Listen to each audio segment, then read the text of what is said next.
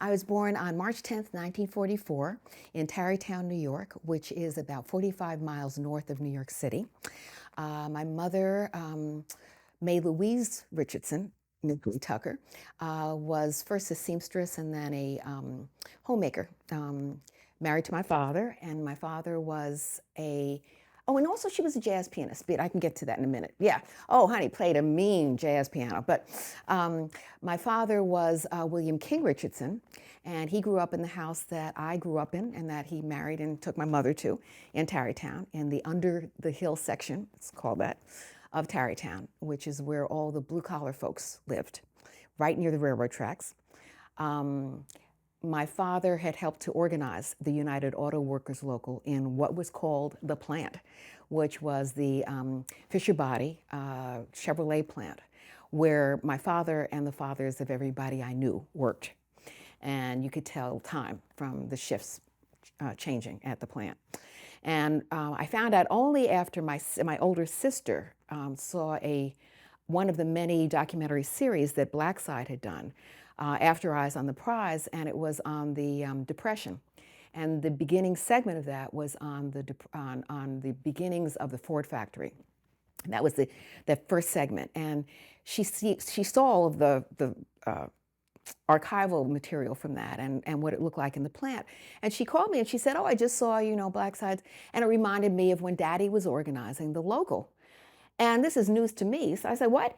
And she said, yeah, Daddy, was working in the plant. And she said there were times when he had decided he wanted to organize a union. And the UAW local there. And so she said my sister remembered was that when the guy from the National, he was a white guy, and so he would come up and sit in my kitchen talking to my father. And what my sister said was that my mother would immediately close the curtains, because we were ground level. We had a little teeny tiny little house right on the ground there. And she said she would immediately close the curtains so that nobody could see that my father was talking to somebody from the local, from the National, because she was afraid, of course, with good reason, that he might lose his job. Do you have a sense of the timing of this? Not really. I mean, I have no memory of it. And so it would have had to be when he dies on the assembly line when I'm 7 years old. He dies of a heart attack. And so that would have been probably 53, 4 and 7 is 11, 51, 51. So I was 7 years old then. Oh, and the other thing she remembers about this is that sometimes people would leave bags of groceries on our porch because they would be too afraid to overtly say they were supporting the local and the building of the organizing of the local. But the way they did that was to then give my family some groceries, And so my sister Karita said, you would come down outside and you would find these bags of groceries on the porch. And the result was that, as one of the white guys in Tarrytown mentioned to me when we were protesting segregated housing, why are you doing this? He said, we loved Billy, my father, which they did. They loved Billy. Now, they wouldn't allow him in some other stuff, but they loved Billy because he was treasurer of that local when he died of a heart attack on the line, in 51. So yeah, there's all of that. So your dad's helping to organize a union that's mostly white? I mean, is he one? No, there were no, because Tarrytown had I would say about a 10% Black population. Okay. And like all of the white ethnics on our block, because my block, there was the projects down the road, and that was just about all Black. And then on our block, which again was under the hill, so nobody had any money, but they were all working class, my family, and then the working class white people on the block, Italians, Polish, and Irish. And so in addition, though, and I should mention, by the way, that Tarrytown was steeped in tradition. So I went to Washington Irving Junior High School. This was Washington Irving territory. Washington Irving Junior High School, Sleepy Hollow High School. Yes, our mascot was the Headless Horseman, Go Horseman Go. It was all of that. I mean, we had, but I didn't see any middle class certainly no middle class black people, but no middle class white people either, because it hadn't become that kind of suburban thing. There were white people who lived in Sleepy Hollow Manor and Tappan, Tappan Sea Manor, something like that. But most of the people I knew, and certainly all my friends, were white kids, some black kids, but mainly white kids whose father worked in the plant. The black people I knew, their mothers mainly, their fathers worked in the plant too, and their mothers oftentimes worked out, so they were domestic workers. When people are saying to you, "We love Billy, why are you doing this?" Kind of, that's because you're protesting segregation, Segregated housing, segregated housing. housing, but also on my block, at the end of my block was a fire department. And it was all volunteers. I mean, it's Tarrytown, and so they had none of the fire departments had any black people. So when I come back from SNCC that first summer, which would have been 60, I guess the summer of 64, somewhere in there, not only have we already started a Tarrytowners for Civil Rights, but also with this wonderful black couple, oh golly, who was a doctor. Oh, I may or may not remember her name. She and her husband, both black. She was the doctor, and he was an architect. And they moved on Broadway, and that was major. I mean, when I went back to speak at Marymount College in Tarrytown, they came, as did a number of former folks from Tarrytowners for Civil Rights. And I went up to her husband and I said, "Oh my gosh, you were the first black couple to actually make it to Broadway. And he said, all the black people told us that. So it was great, yeah. But so we're doing stuff around residential, but it's also specific to that fire department. Now, when we pull a picket line, it's on the end of my block, right? 133 Franklin Street was my town, right? Was my address. At the end of that block, we had a picket line, and it was at a corner where all the commuters, because there were commuters. I just didn't know any of them because they were white and middle class. But they would come through that when they got off the train, because we're right across from the train, right? So they would see the picket line, and we had thrown it up because, they blackballed, and they said that we blackballed, and during the certain times when we were trying to rearrange the language, we started calling it whiteballed.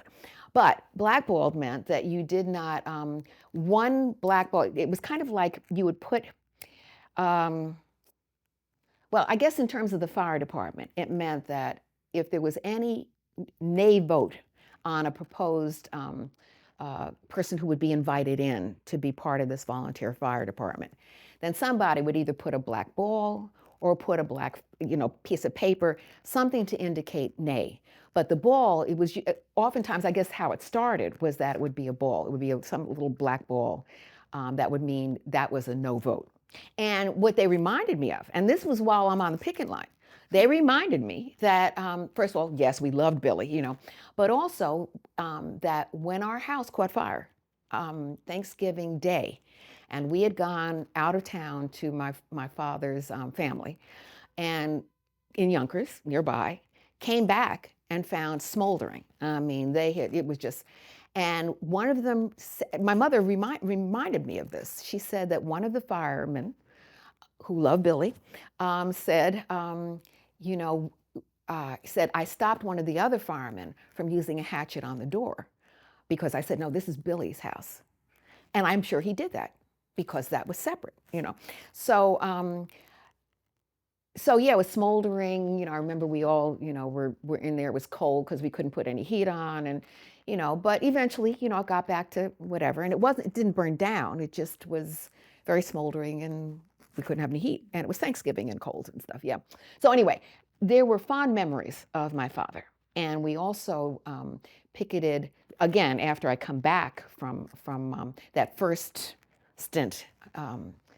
In SNCC. So I'm taking a break. We're fundraising for SNCC. And it must have been, I can't remember if it was before or after the 64 Summer Project in Mississippi. But certainly we're doing some kind of fundraising. And so I bring Stokely, the Freedom Singers, so Bernice and Chuck and Rutha. And I don't know who was the other in that original group? It wasn't Matthew. who's the other guy? Oh, and Cordell. Yeah, Cordell. Hello. So yeah, so they come up and so Stokely speaks. Now this is before Black Power, so it's 64. Stokely speaks. The SNCC Freedom Singers sing, and it's in Patriots Park in front of the library. There was a woman, Mrs. Kenny, who was as right wing as you could get her. And so she protested about how in Patriots Park there were these communists, singing these songs, and we all know they were communists. She had written a letter saying that SNCC was a communist, well, basically, what did they used to call them? Not supporters, sympathizer, yeah. And so she put this in the Tarrytown Daily News. Now, my mother wrote, I mean, she had a beautiful handwriting. I mean, it was gorgeous. My mother had like an 8th grade education, right? She read everything. Every Sunday it was Meet the Press on the television. It was, I remember she had stacks of the New York Post, which then was a real newspaper, right? And she would love Mary Kempton's articles because he was a little leftist. He was a liberal, basically. And so she had all of these stacks in her bedroom. And she would write back to Mrs. Kenny in the Tarrytown Daily News and say, no, and very rational.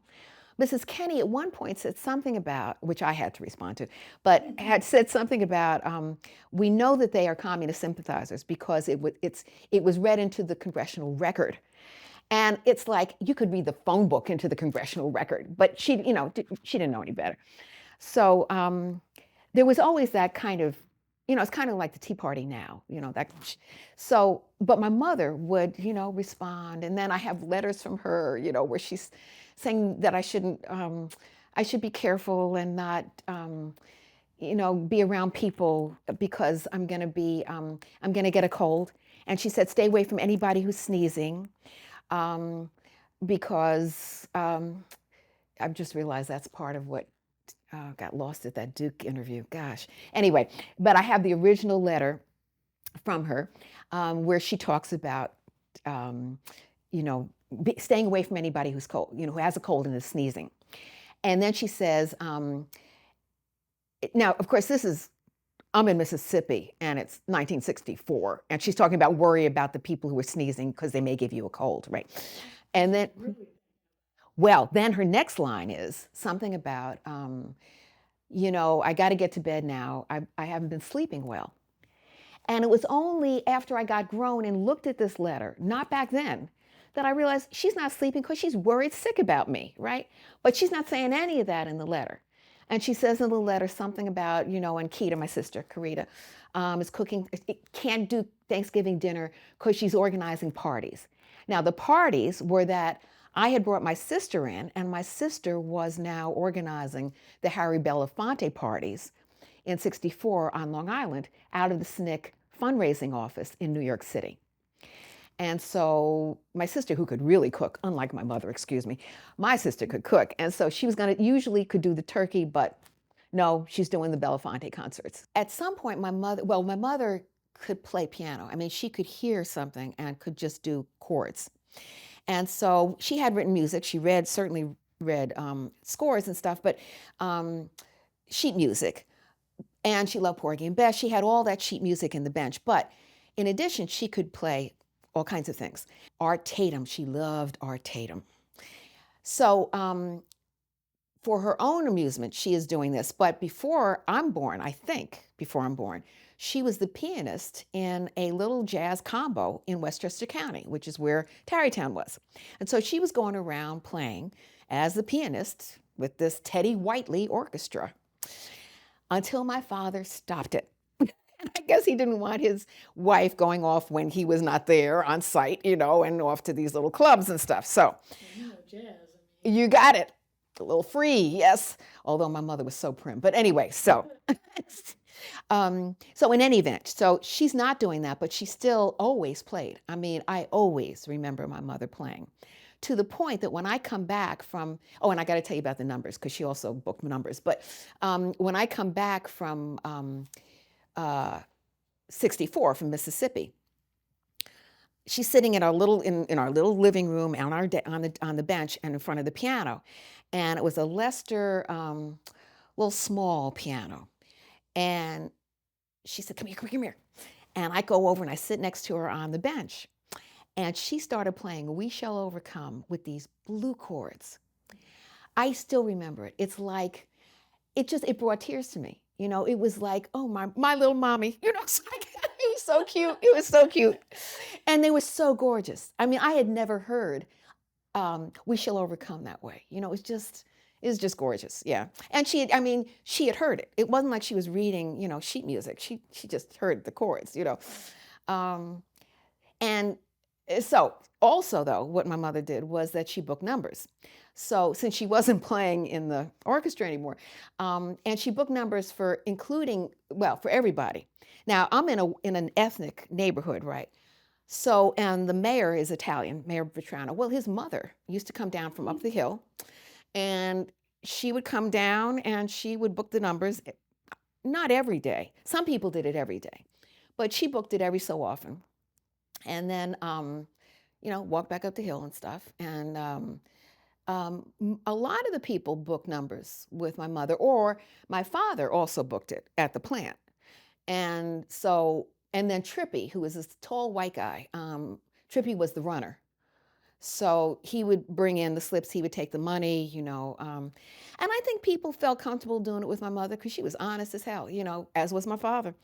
Now, my sister told me that my father once got arrested for for and had the number slips on him. And my sister said she was so embarrassed because it was in the Tarrytown Daily News. Yes.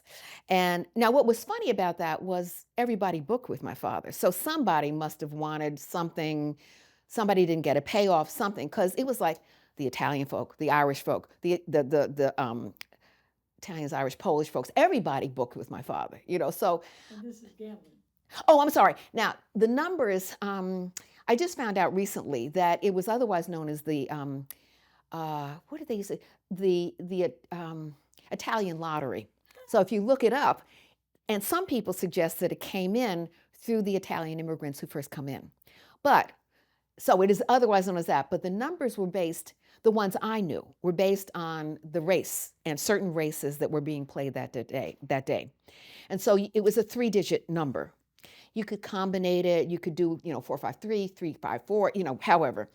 And it was called boxing it, and it was simple enough so that people could understand it, but I didn't quite get all of the stuff around it. I just knew it was based on that day's race, didn't know how, which in that day's race, and that people would then come to collect, if they won the numbers. And um, so, and then, my mother would get a cut off whatever, particularly if somebody won who had bet with her. And then people would tip you and, all this stuff. One time my mother bet, and I always remember this because she told me this story. She said she won, and she then called my Aunt Helen, her sister, who lived in the Bronx. They were close. I mean, they were so close that every day I would call my Aunt Helen, Olinville 44986. I would call her every night because my mother would say, "Call Helen," and I'd go, "Okay." Close. My mother wins. And she then calls my Aunt Helen and says, "Helen, get ready. I'm going to pick you up. We're going to go buy some fur coats." So she and my mother got these fur coats from whatever my mother had played and won. Yeah. After he died, what was great about the unions, of course, is that they were pensions for the family. So my mother has a modicum of you know, a, a, a small amount, but she also knows she has to work. Um, as a matter of fact, let me tell you what she does with that small amount of money, because she realized she needed a car. And so she was going to buy a car and, pay for it over time. The only one of the 2 times that I had ever seen my mother talk about race was this time when she goes to buy a car. It was going to be a Valiant. And she buys this, she goes and comes back, and she is huffing mad because the white salesman has obviously disrespected her and suggested that she does not have the money to buy this.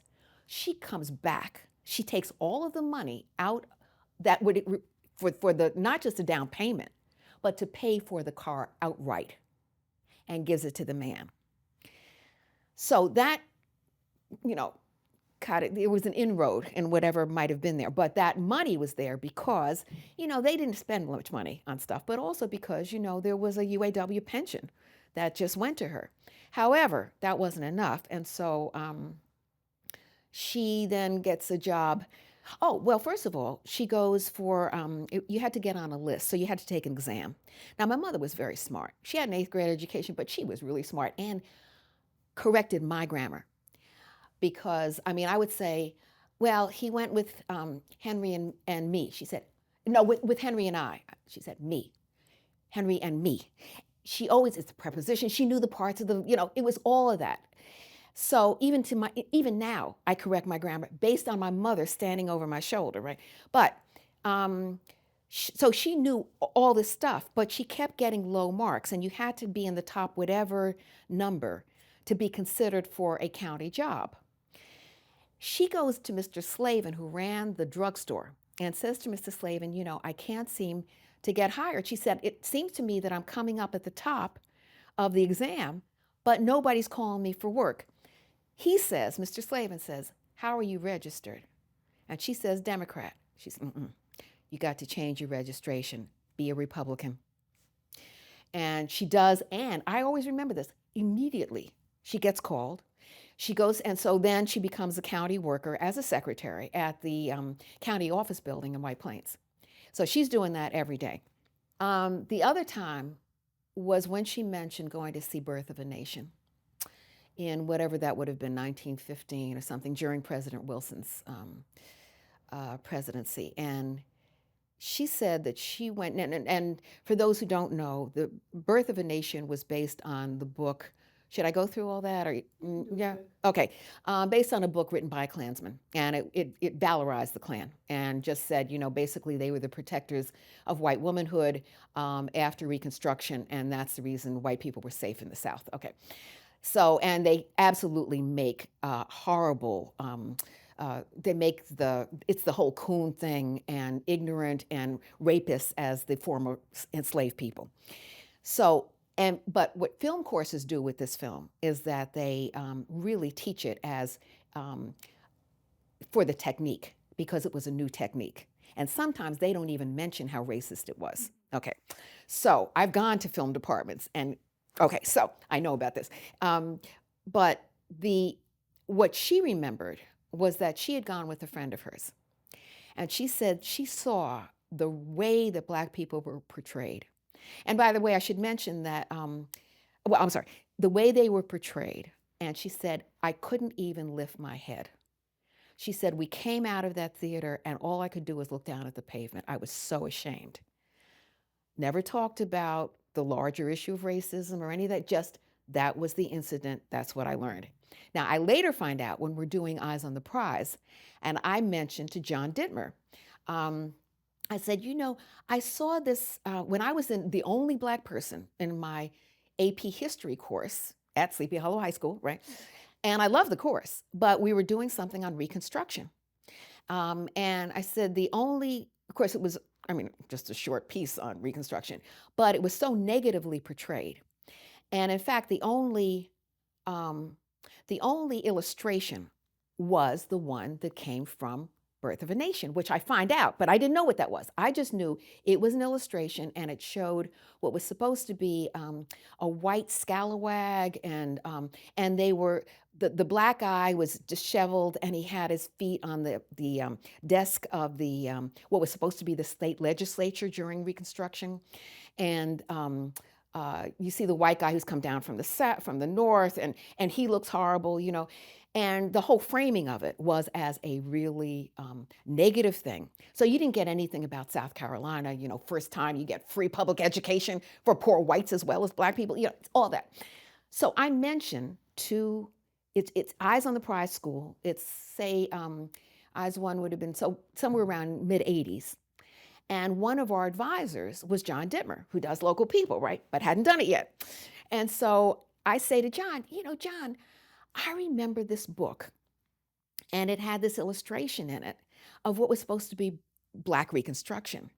And I said, when we looked at it, and you saw that horrible caricature, all I remember is the white kids in my class kind of looking back at me, kind of trying not to look, but always looking back. And I felt really ashamed. I mean, as my mother had with the same, same imagery. That's it. So I say, and the thing is, what they were denied was the same thing I was denied, which was the reality of what Black Reconstruction really was. And the sense that I got coming out of that, which was, this is what happens when Black people are put into any position of authority or control, right? So I get that message, all my white classmates get that, so I asked John Dittmer, what am I remembering this? And he said, oh yeah, and he remembered the authors, and he said that was a nationally prescribed textbook at the time. So other people are getting this. So anyway, I can't remember how I started out. Oh, because that's the other part of that, was that imagery. So it's never just a film. People will tell me, why are you getting so upset? Like with Mississippi Burning, why are you getting so upset? It's just a film. It's never just a film. So yeah. Okay, so I'm in high school. So somewhere between 10th grade and 12th grade. So wait, 57. Okay, so 57, 44, what is that, 13? Something weird. Okay. And I remember writing a letter, which was to tell the Tarrytown Daily News, I don't know why these students in Little Rock are trying to get into this white school. They're better off just pursuing their education however they want, because it's really about education, and we will progress through that. So, oh, how far we've come. Your school in Tarrytown. Yes, exactly. That's right. That's right. Interesting. Yeah. Mm-hmm. So it was, I mean, until I get to SNCC, That attitude from? it could have been my mother. It could have been, but I should not blame my mother for this. It could have been other folks in the school. I mean, since that's what I got when I'm at Swarthmore, good Quaker college, when we're doing the desegregating, and good Quaker children are saying to us, you'd be better off not doing any demonstrating, but staying on campus and just pursuing your education. As one of the students said to somebody else, they would be better doing that because they'll be, no, how did he put it? Because they will be able to contribute more to their race. That was the thing, yes. So I mean, that was the general line of thinking of most people, most white people, and some Black people too, but most white people. So I can see that I would have incorporated that, given that I'm sitting there. Yeah. I was one of 8 Black students who come into Swarthmore that year. So that was 62. Now, I was in the top 3. I mean, there were 3 of us who were in the top as we graduated. I had a small graduating class.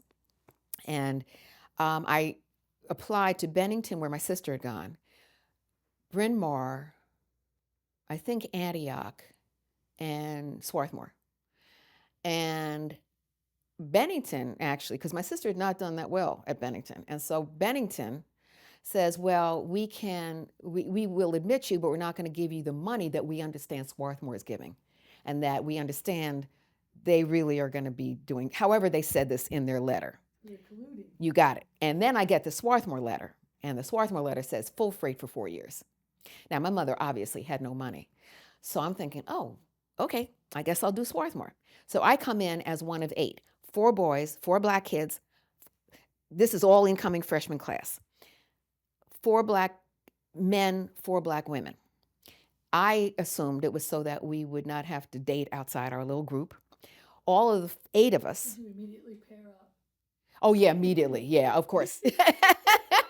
But the main thing was that we were also all housed with Quaker children. The assumption being, I think, that the Quaker children would be more accepting of us, right? So I got Meg. I can't remember Meg's last name. Let me just say that was not automatically true once we started doing demonstrations. But when we come in, it's 8 and it's 4 and 4. And when I come in, there are maybe 2 other Black students there. One was a senior and one was a sophomore, at least my memory. That's what I've got. somebody, when I said this, we had an all-day meeting when we did our Hands on the Freedom Plow all day at Swarthmore. And I think the president or somebody may have said they thought there was a third and that was an African student, but I'm not sure because I've never checked the records. So anyway, so we come in and I had been, I mean, as senior year always is, you've been sliding through. I come into Swarthmore and it's like, oh my God. And not only is it academically really pressurized, but it's also that most of these kids have come out of, Sidwell Friends, I mean, Quaker schools, um, come out of private schools, which now are called independent schools. I'm coming from a good public high school, but they've also come from families where they wintered in Paris, and I had been to Albany, and that was New York, excuse me, Albany, New York. And that was my one and only plane ride before this. And that was only because I was part of the All-State Youth Orchestra, which went to, or was that Buffalo? We went to Buffalo, sorry, Buffalo. So, these were worldly young kids, which was why I was so amazed when we did the demonstrations and they turned against us. But some of them, not all of them. So anyway, so I come in and, and I'm, as usual, very good in English, but it's like even poli-sci, which was an 8 a.m. on a Saturday course, with a professor who was phoning it in. It's like, and I'm not a morning person. 8 a.m. on a Saturday, and it's like he's reading from his notes, please.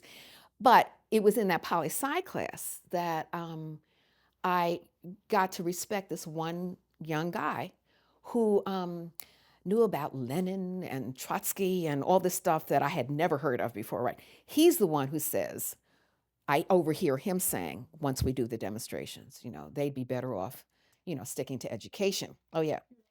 They're my little theorist, who I just thought was so amazing because he knew all this stuff, right? Yes, because they'll be a better credit. They'll be able to do more for their race. Yes. Were you aware of the sit-ins and the freedom rides before you go to college? I was not. And that's so surprising to me. It's like I probably even knew maybe Emmett Till, but I don't remember it because I'm sure for given my mother, although we had a weekly subscription to Jet magazine, but I don't remember seeing that then unless I just blocked it out or she made sure I didn't see that issue. I don't know. Because I do remember reading the Jet, and the SDS chapter was called SPAC, the Swarthmore Political Action Committee. And the co-chairs of that were Mimi Feingold and Carl Whitman. Now, Mimi, I did not know until 2010 when I go back to Swarthmore for this all-day Hands on the Freedom Plow meeting, conference, whatever, event. And I go back and I decide I need to look up who Mimi was. And I found out that she had done 6 weeks in Parchment Prison on the Freedom Rides before she comes back to be co-chair of SPAC. Didn't know that. When I'm looking at her, I knew nothing about her background. So she was a core person. She was on core staff. She later goes into Plaquemine County, deadly Plaquemine County, Louisiana. Didn't know any of that. But mainly, I did not know that she had done the 6 weeks in Parchment before I see her standing up at a SPAC meeting. Her co-chair, Carl Whitman, later, after he leaves Swarthmore, they get married. That didn't work out too well. He was gay. And then he becomes big in the gay rights movement. And he does this big treatise that people use, So it's like they were leaders then. And at this point, they were really doing a lot around, SPAC had 3 main things. One was organizing the all-Black cafeteria staff for better working conditions, better pay, health conditions, all that stuff. And then I'll get back to that. Second was doing tutorials in Chester, Pennsylvania, which still has the Pitts School. I mean, just horrible, primarily Black schools. So they were doing tutorials. And then the third thing was doing, helping Gloria Richardson and CNAC, the Cambridge Nonviolent Action Committee, a SNCC affiliate, with opening up all the segregated public facilities Cambridge black folks had had the vote since the 40s, but now they were opening up trying to desegregate the public facilities. So it was those three things. It was, the black cafeteria staff and the tutorial in Chester, Pennsylvania, and Cambridge, Maryland. So all black cafeteria staff, I'm work study. So it's hard for particularly for young people to understand what something like Swarthmore was like. I mean, it was gorgeous, still gorgeous. So the dining hall was this gorgeous dining hall with these big old wooden tables, and we all sat around it and we were served. Nobody had to bust their own tables. You never thought of that, right? So the waitresses would come in and they would not only serve you, but they would take the stuff back, the plates back. Well, I was one of the waitresses in the evening. I think maybe 2 or 3 nights, because I was work study, as part of my 4-year full tuition paid. So one of the things that the black cafeteria staff had been trying to get was covering on this open. It was a big hot water pipe that was right on one of the walls. And so they would, in the rush to go back and forth in the dining hall, they would sometimes back into it, and they would get singed on their leg. Swarthmore never did anything about it, right? So that was just one of the grievances they had. Okay, I'm moving back and forth. I hit it. And I swear to God, I had H2O backwards on my inner thigh. Oh, yeah, for years. Oh, it was amazing. Now, of course, the college is really worried about me. So when it happens, I remember Mimi saying, "You got it, I'm a student. And I don't have to worry about whether I sue them because I'm not working." It's like, okay. So I remember Mimi saying to me, "We've got to figure out." She was really concerned that I was okay. There was that. Yeah. But the other thing was, how can we use this to open up stuff for the rest of the really working? She says, "This is what we're going for." Da, da, da, da. And there was this wonderful woman whose name I can't remember from the black cafeteria staff it's like I'm doing trays. Who would come to our meetings, and she often brought some other black, usually female workers, because I think it might have been all female. I don't know who was in the kitchen, but in terms of the wait staff, I'm pretty sure it was all black female. Anyway, she was amazing, because I had in one of my old diaries, I had that she had, she was coming and how amazing she was and stuff, and just smart as a whip. It's just, anyway, so I remember being called into some administrative office, the dean's office, somebody who is clearly very nervous about the fact that I have gotten, this thing. Yes, this injury. And they want to know what I want. And so I have been schooled by Mimi about, well, this is what we need, and da da da. And if I remember correctly, we got some of it. But it was also because this wait staff really was strong. They were really amazing and stuff. And I'm sure Swarthmore was aware of its Quaker, heritage, and it looked bad. And so, but the reason I first started going to the meetings is that it really is because, I sometimes say it's because my mother's not there to stop me. I'm sampling everything. I'm a freshman. It's like, what can I get into? What's going on? It's stuff. So I don't know who told me about it, but somebody mentions it, or I see a leaflet. And I said, let me just try this, And I get deeper and deeper into it. That's the thing. I have no idea what draws me. But for the first time, I see somebody actually protesting some of this stuff. It's like, I think in the back of my mind, I always knew there were things going on. But it's not something my mother would raise. It's not something I was talking about when I was at Tarrytown. But and maybe it was cumulative. Finally at this point, at 62, 63, maybe I'm actually waking up to some of the racial stuff. I don't know. But I go to this thing, and they are so amazing to me. Mimi was just amazing. Carl, somewhat, but it was Mimi who I really, because she was just energetic, and, it was amazing. So we do whatever we do with them. But anyway, so I go to this meeting, I find out what their agenda, what programs they're working on, and then through them, I go to that first bus ride going down to Cambridge, Maryland. So I sign up for the bus ride. It's a weekend. That's right. Because the guarantee was that you would go down on a Saturday and you would come back Sunday night. And you would do picket lines.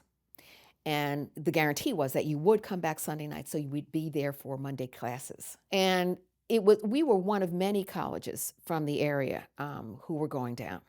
So you would get there, and it wouldn't just be Swarthmore College students. It would be, because I remember Mark Suckle, who later goes down into the national office. He's coming from someplace. You would see Morgan State folk, and I don't remember the Howard people, but I remember some of the other nearby. Goucher, I remember, was coming down. I have certain memories, and so that's really it. What I remember is one of the first demonstrations. I'm not sure if it was the first. And I remember we were trying to integrate the chop tank in. And I remember being enough close that I could see inside the inn. And it was an old bar and grill. It was dirty, it was dank, it smelled, I always say, of rot gut liquor. I mean, it just nasty. And, I'm thinking, why am I trying to get in here? It's like, this is a nasty place. Not want to be. No, exactly. Under normal circumstances, yes, okay. But it was like, I see this big burly white guy who's telling me I can't come in because I'm black. And I see him, and it's like, you're telling me I can't, it was stupid. So, at a certain point, we start getting arrested. You didn't have a confidence issue, did you? No, right. Right. Well, in many ways I did, but with this thing, no, it was clear. That was clear. Yeah. So I then, either there or we were also trying to integrate the skating rink, which, and everybody ice skated at that. And and it was a roller rink too. Is that in Cambridge? In Cambridge, right in Cambridge. And that was the source of it initially, because the reason Gloria Richardson, who is at that point the one of the overt leader. I mean, she's the one who most of the media knows. But as she often said, this was this was group leadership in Cambridge. And so there were a lot of people who were part of the main committee and stuff. But Gloria, it's her daughter and the young people in Cambridge who decide they want to integrate the roller, I used to know the name of it, but the rink, the skating rink. And so Gloria and one of her maybe relatives, it might have been her cousin-in-law, as a matter of fact. But in any event, the two women go down to SNCC because they decide they need help in terms of how to organize demonstrations. And Gloria says, she put on little white gloves and they had heels and stuff. And of course, they walk into the National Office and everybody's in jeans and overalls, stuff, but they had their little gloves. And so who gets sent as a SNCC field secretary is Reggie Robinson. And he's the one I first meet through as a SNCC person when I go in. But the reason they choose the roller rink is because it's the young people. And Gloria said, it was her daughter who said, we're tired of this. But the older people knew, we don't know how to quite do this. We don't want the young people going crazy. And so we need to figure out how to organize this. But also Gloria was, her family was well known, both among the black people and the white people. And so, she and her family had the drugstore. They had various businesses. Pop Herb, whom I stayed with overnight when I would come down. Pop Herb was the funeral parlor. So would a lot of people be there? I remember a lot of people, but that it went off and on. It wasn't always that. But in terms of Pop Herb, and as the funeral director, he would put up bail for us.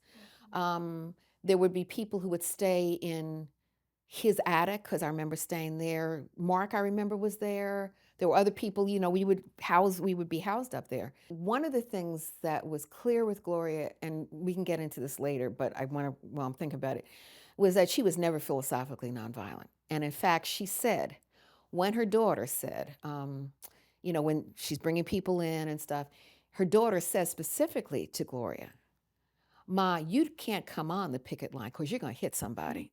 Okay. And Gloria said she knew that was true. And it said, I'm sorry, and it said, in fact, that one time she said she saw white guys whom she knew.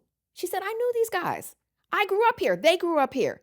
They're calling me names. She said, so when the picket line ended, when they started leaving, she said, I tripped one of them. So that was Gloria. She wasn't even tactically nonviolent.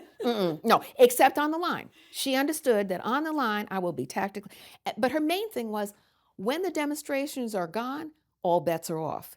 And she said, if they come on our side of Race Street, because Race Street was the dividing line between white and black in Cambridge, Maryland, she said, I can't guarantee one way or the other their safety. I sometimes resent the way the history says it, which is, it's when Stokely goes in that suddenly, or Rapp goes in that suddenly everything goes. Those people were never philosophically nonviolent. They were like Birmingham on Birmingham Hill. Same thing, which was the black community protected its community. If you come in here, and so Cambridge did the same thing. When the white vigilantes, the white domestic terrorists came through, then you would find that black people, and white people knew that black people did have their guns and they would shoot at them. I felt amazing. I really did. I felt it was such energy to me to be if I had done it by myself, it would be one thing.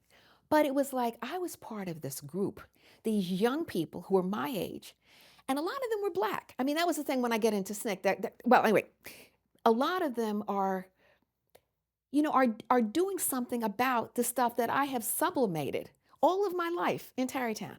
I knew black people couldn't move anywhere on Broadway or the other side of it. I knew that, but it was a given. I knew that I didn't see any black businesses. I didn't see this. I didn't see anything in terms of Tarrytown aside from my father and other people, going to the plant. There was no black middle class in Tarrytown, right? The one time we got somebody who actually had money was when Chris Calloway, Cab Calloway's daughter, came in, and she was in our senior class, or maybe our junior class, because she didn't last long. They eventually moved her to a private school, I think. But that was the first time I saw anybody who was middle class. So even seeing people who are running their own businesses, as I saw in Cambridge and other black communities in the South, I didn't see any of that in Tarrytown, So this was amazing. It was, first of all, I see black young people and white young people who are fighting this thing. We are so tight. The camaraderie is so amazing. I'm going to these mass meetings where people are singing these freedom songs, and it's like you lift up to another place, And I'm not religious, all right?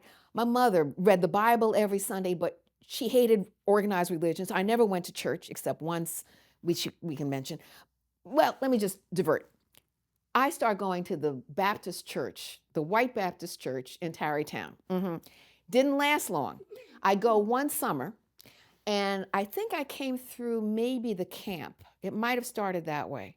My mother was very pleased because even though she could not handle organized religion, for whatever reason, she never mentioned it, she was pleased that I was going to church.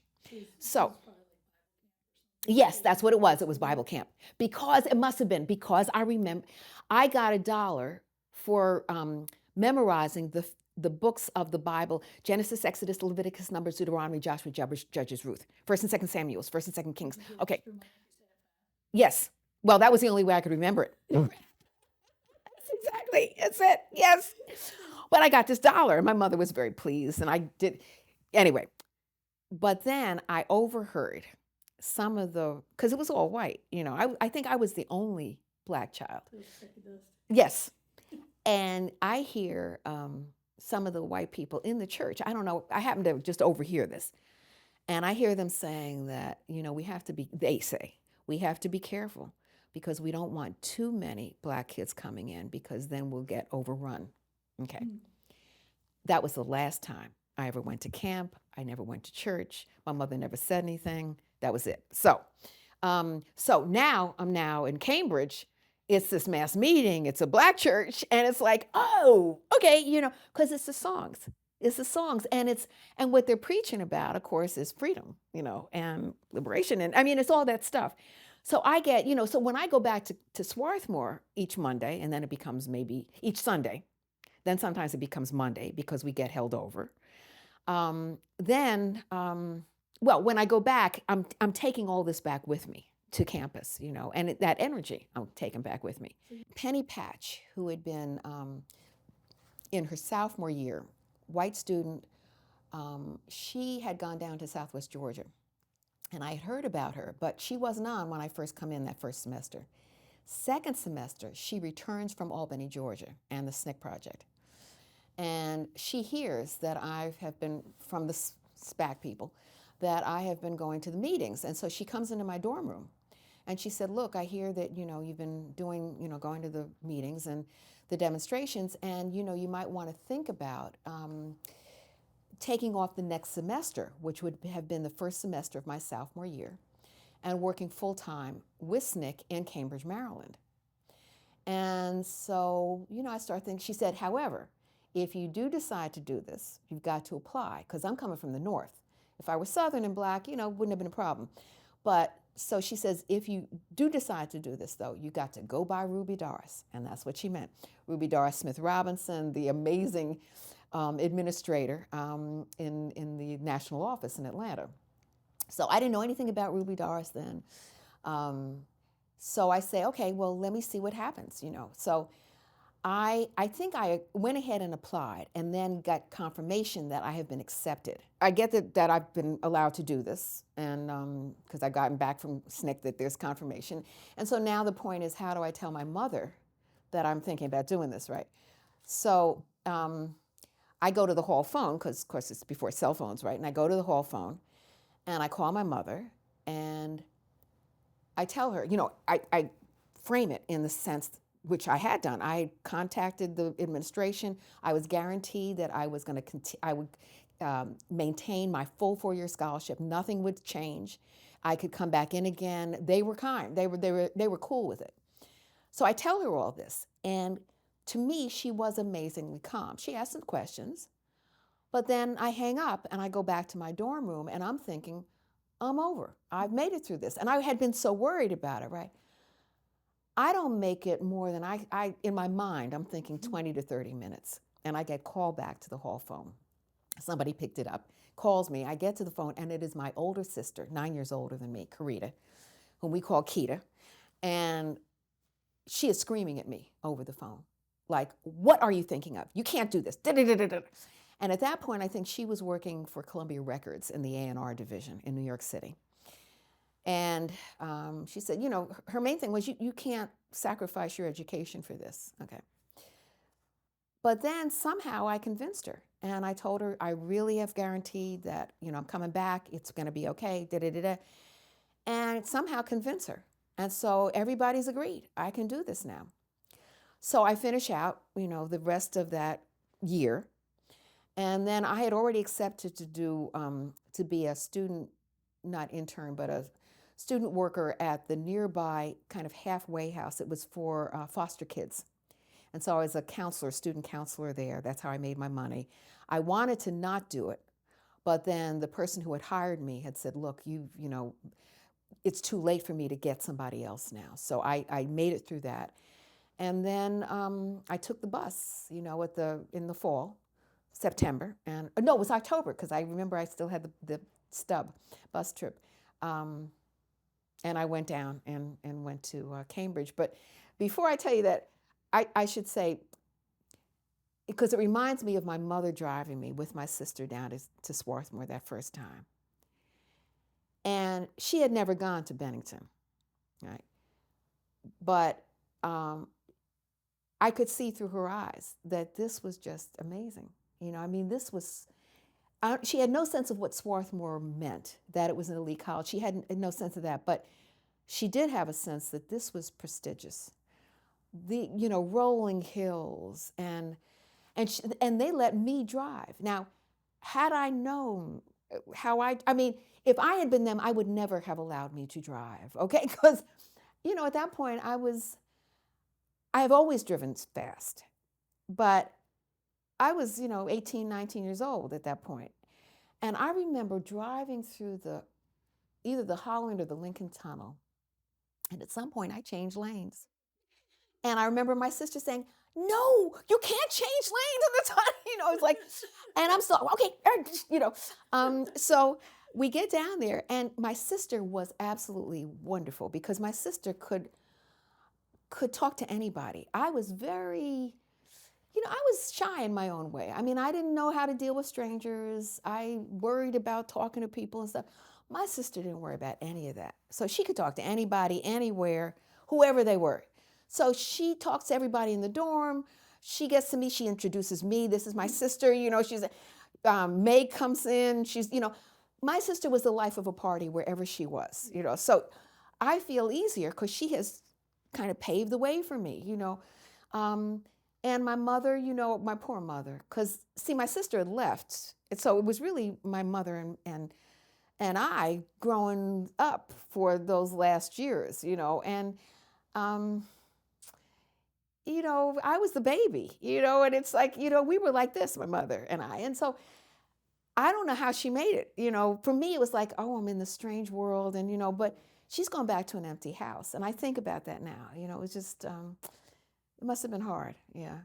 So anyway, so she goes back with Keita and my sister Karita, and and I'm there, and then I get in. And during the school year, SPAC organizes not only this other stuff, but they decide to run a slate for the the May Queen. We did a May ceremony. That's right. It was the May Queen, and so it usually was, the girlfriend of the football players, or no, not football, because they had outlawed football at that point. All the frat boys. Okay. So it was somebody's girlfriend, it was a sorority sweetheart, it was somebody. But it would split the vote. Well, with us, we ran a slate, the SDS slate, and we all block voted, right? So Mimi, head of SDS, just got out of Parchment, becomes the May Queen. And I become one of the princesses, because that's what we were. And we had a little crown of little roses and stuff. My mother comes down for it. She is so proud. She does not know that a number of the frat boys and stuff are boycotting the ceremony.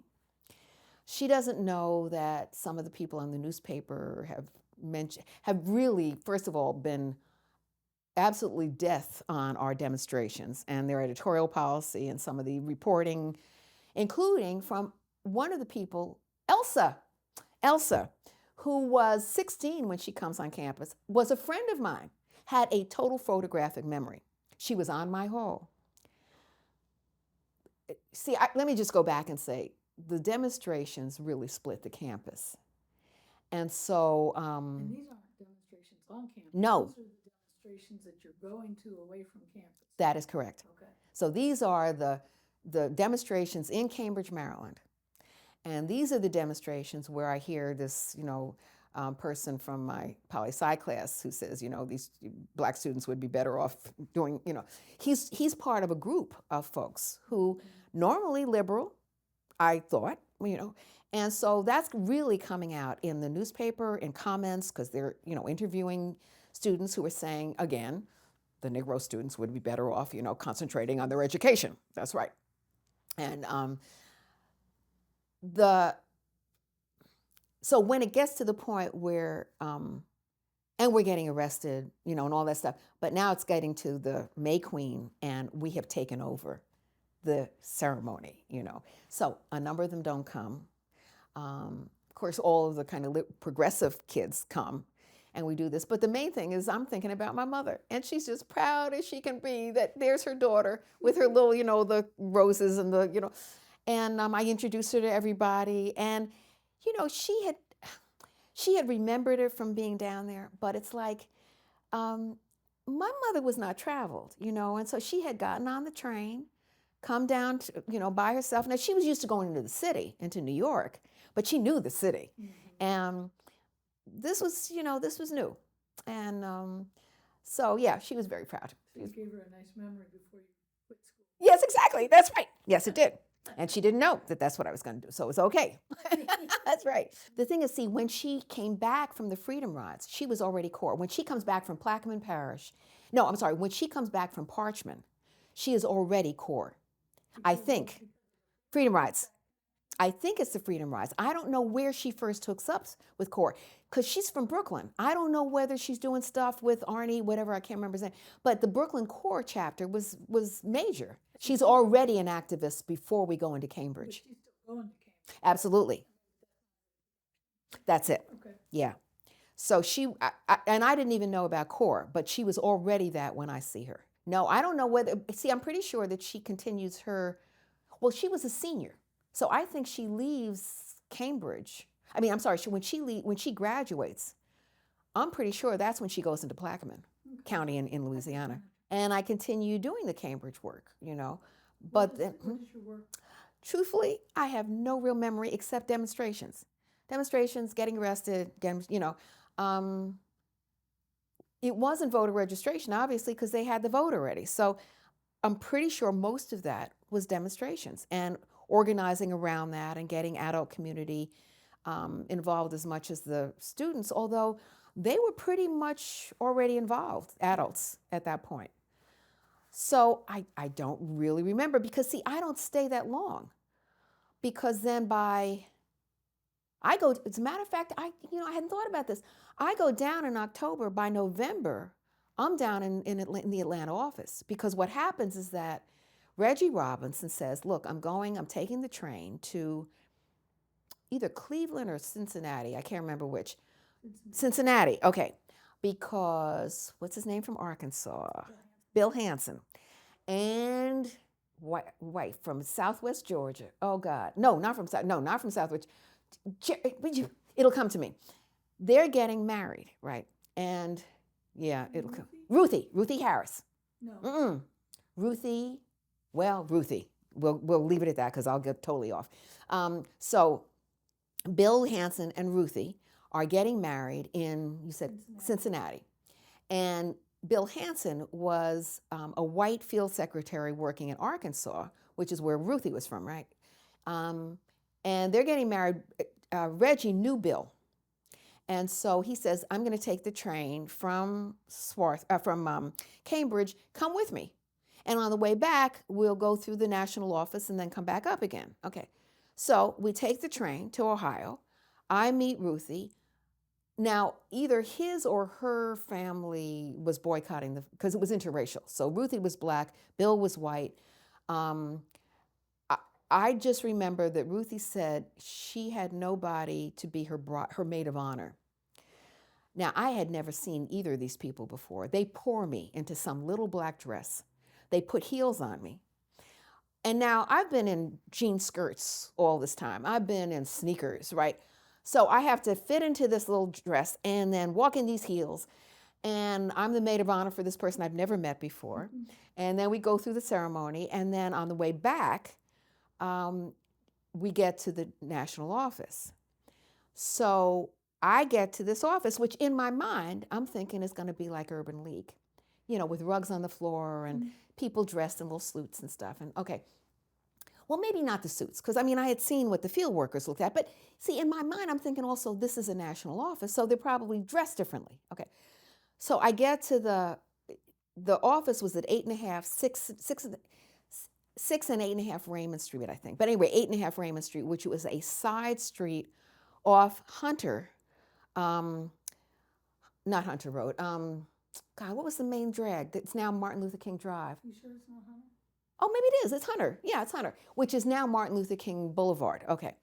So you went down. It was right near the Atlanta University Center, and you'd go off to the right if you were coming from downtown. And it was this small street. And it was right next to either a beauty parlor, I think it was a beauty parlor, and it was like a glass door. And I see Reggie get to the door, and there's this guy at the top of the stairs, and he's sweeping the stairs. He's in overalls. I hear Reggie, hollering and whoop and holler, and either he or the or the guy says, "Hey, Captain, how you doing?" And they hug like long lost brothers, right? And I'm thinking, how egalitarian. Egalitarian is SNCC because this is the custodian, right? And then I find out it's Jim Foreman, the executive secretary of the organization, and he is sweeping, as he often did, because it really was a lesson for him. It was everybody in SNCC needed to see him sweeping so that they knew that every job was important. And yeah, you were supposed to keep it as clean as you could, the office. And secondly, that no job was too lowly for anybody in the organization to do. So he would periodically, sweep the stairs, not very well, let me just say, but he would do it. Okay. So then I come up, Reggie says to him, I'm coming from Swarthmore, we're on our way back to Cambridge. Foreman finds out that I can take shorthand, which is like, I try and tell people it's kind of like texting but with symbols. So everything had a symbol that we did. And I knew I had learned this and could type 90 words a minute. Both of those because Tarrytown Public Schools, when I'm at Washington Irving Junior High School in 7th grade, because I'm black, and it really was that, because I was at the top of my class, they shift me into secretarial, assuming that I'm going to do the secretarial route. Okay. Now, at that point, my sister, hello, is at Bennington, but that's okay. And also I'm under the hill, it's all that stuff. So my mother makes sure that it's only that year. I do remember her being very upset when she heard that I was being shifted into this. So I either took the whole semester in the 7th grade or the whole year. Either way, I now can type 90 words a minute and I can take reg shorthand. So Foreman finds this out and then decides I'm going to be his secretary. So Reggie goes back to Cambridge alone. So much for Cambridge. I leave my clothes there. I don't remember what happens with the clothes. They probably stay in Pop Herb's apartment. I don't know what happens. And then I go into the Freedom House, which is where the female staff, some of the female staff from the national office lived. But my first image of fall 63. That's correct. And the reason I remember it was November was because the first staff meeting I remember was, and we had called in, it wasn't just the Atlanta National Movement staff, it was also the field staff. And Kennedy had just been shot. And so there's this whole discussion about how we're going to respond to it, particularly given that the federal government hasn't done diddly squat for us and stuff. And I remember Foreman saying, we have to be very careful about this. I remember Dinky crying. Dinky, who was Foreman's becomes later on Foreman's second wife. But I remember her being the only one who was crying, actually. I'm sure there were others, but most of the people were really trying to figure out how do we respond to this strategically. So yeah, that's how I remember I was there by November. When you first came in, you came up the stairs with the plate, with the window behind you. Come up the stairs. You came into the kind of reception area, and that would have been you would have seen. Oh gosh, I remembered his name before. Jimmy Bolton. Thank you. Yes.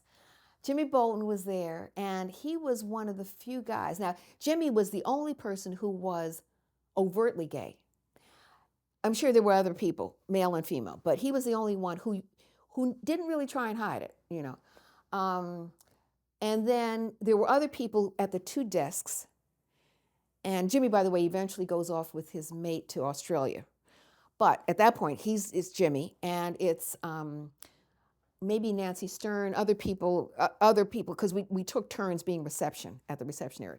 If you looked to the left, you would see Julian Bond, and he was communications director. When I get there, Mary King is his assistant. And yeah, we didn't have titles, but Julian was the communications director. So when I get there, Dottie Zellner had already left, who had been the previous person assisting Julian in communications.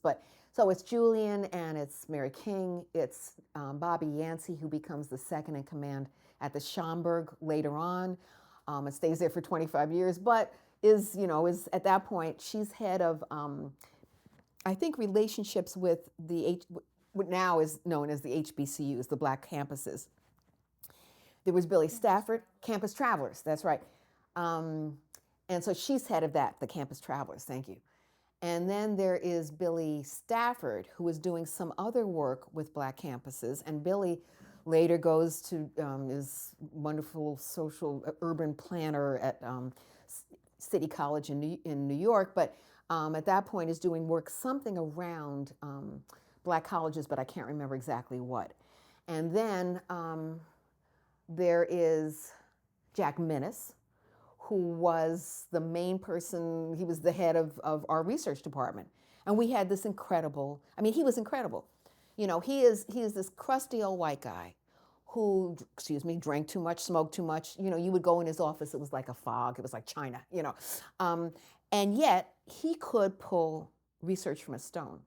So can I mention the thing? Okay, there was something he did which became a,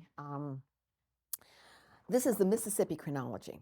And it's a chronology of, it's called the Mississippi Chronology of Violence and Intimidation in Mississippi since 1961.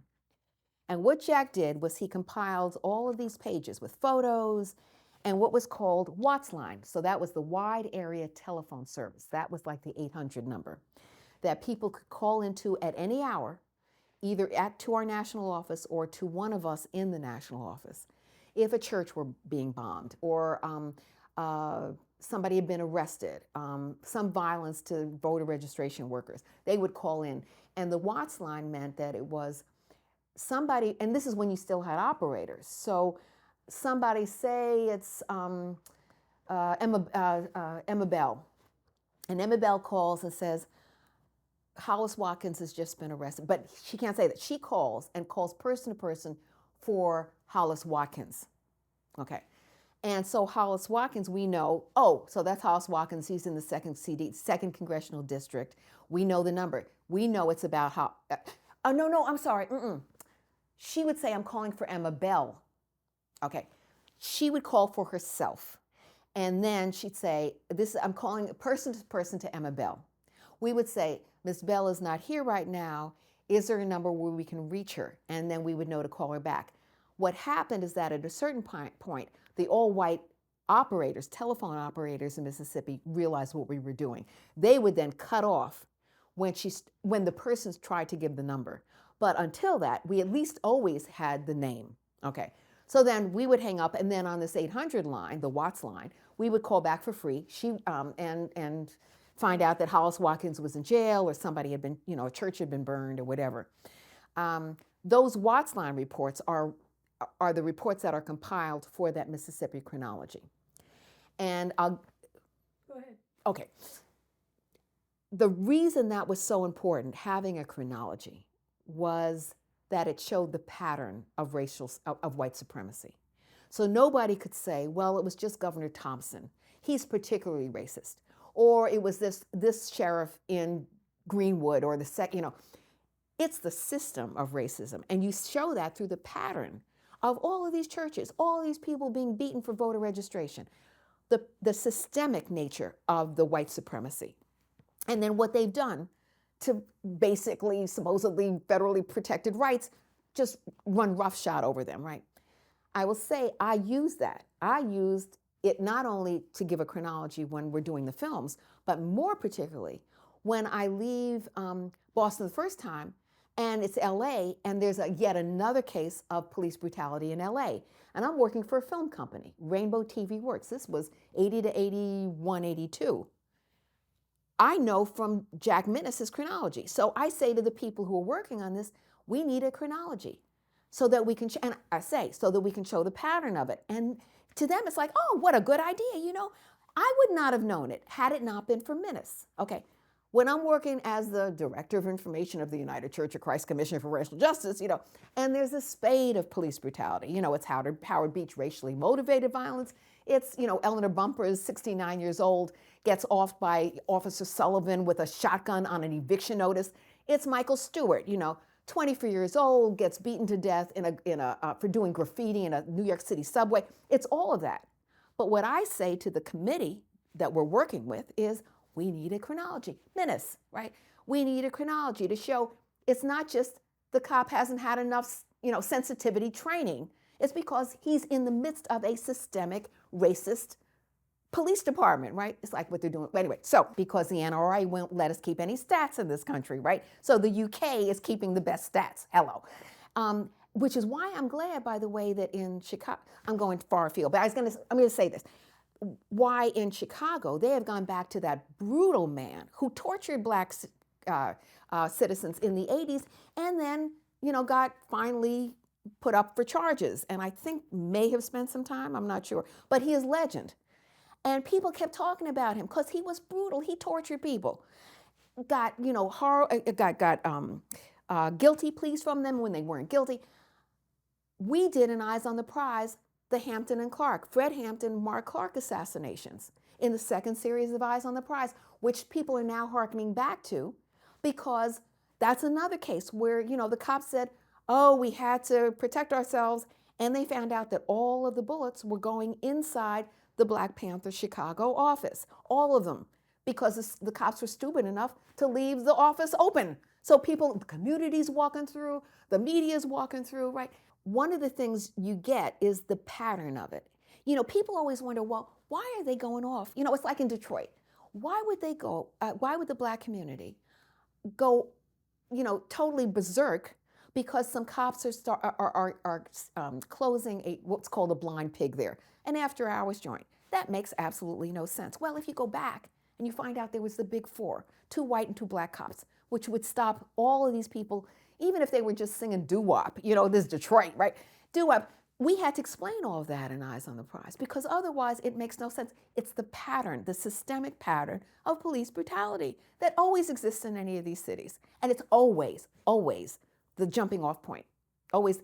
It's something Steve Ferrer, who was the white writer, and just a great guy. I mean, we clashed sometimes, but he was really serious about his stuff and a great writer. So I remember at one point we're doing Malcolm X Make It Plain, right, for American Experience, PBS.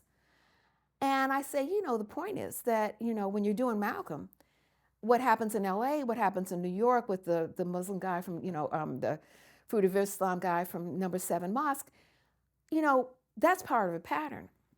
And he said, and he actually said, because he was interested, he said, what are you talking about? I said, the police are an occupying force in these communities.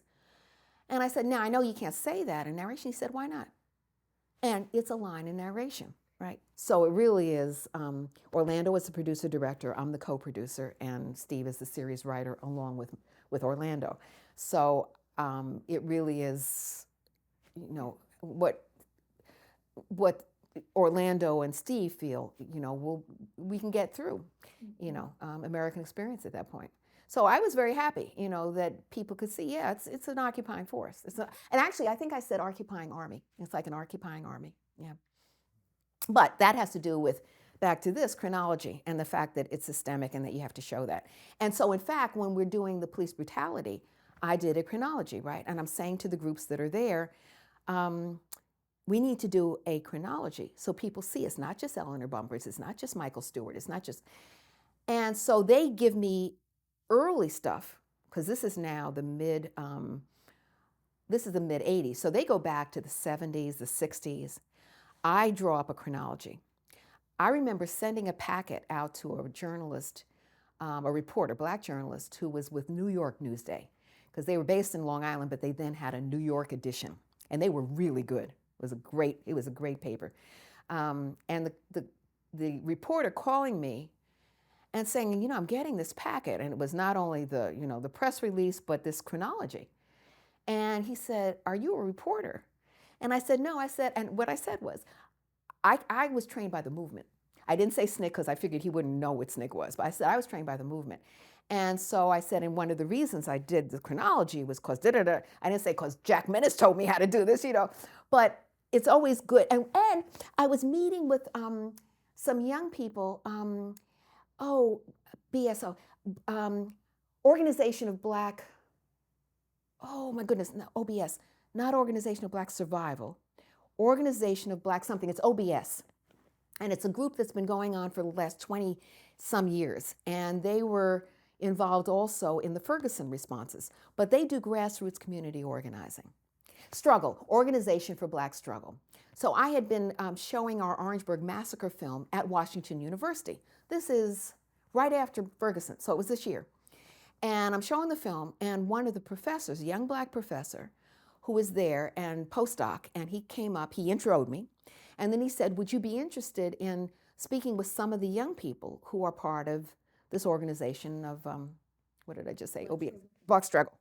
And I said, oh yeah. So the next day, he brings some of them by WashU, and we sit in the cafeteria, and we're talking, and it's clear. I said, look, I know that the stuff what we did in SNCC is not really, some of it will be useful, but it's a different time. And I know that it's not just the technical stuff. It's you're dealing with a community that has seen all the stuff that was supposed to change stuff, and it hasn't.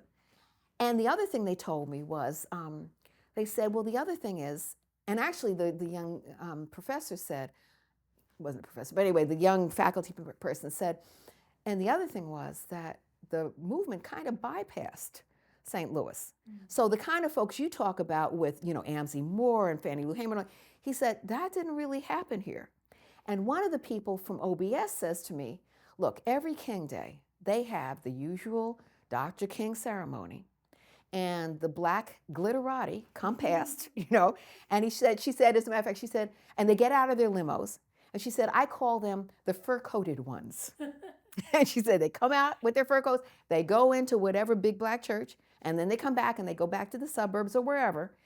And she said, and so we don't have that grounding that maybe you guys did at that time. Mm-hmm.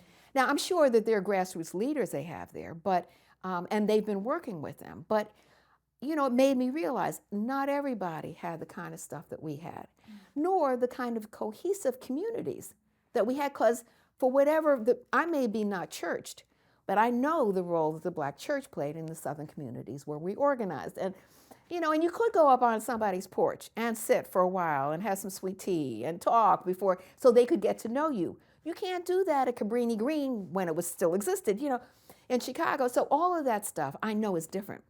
But I show them Jack. I show them the chronology, right? And I said, toward the end, this kids in St. Louis, young people in St. Louis, and one older, because she was like 40s, so she said, I'm the older person here. I show them this. They were it was like, we could use that.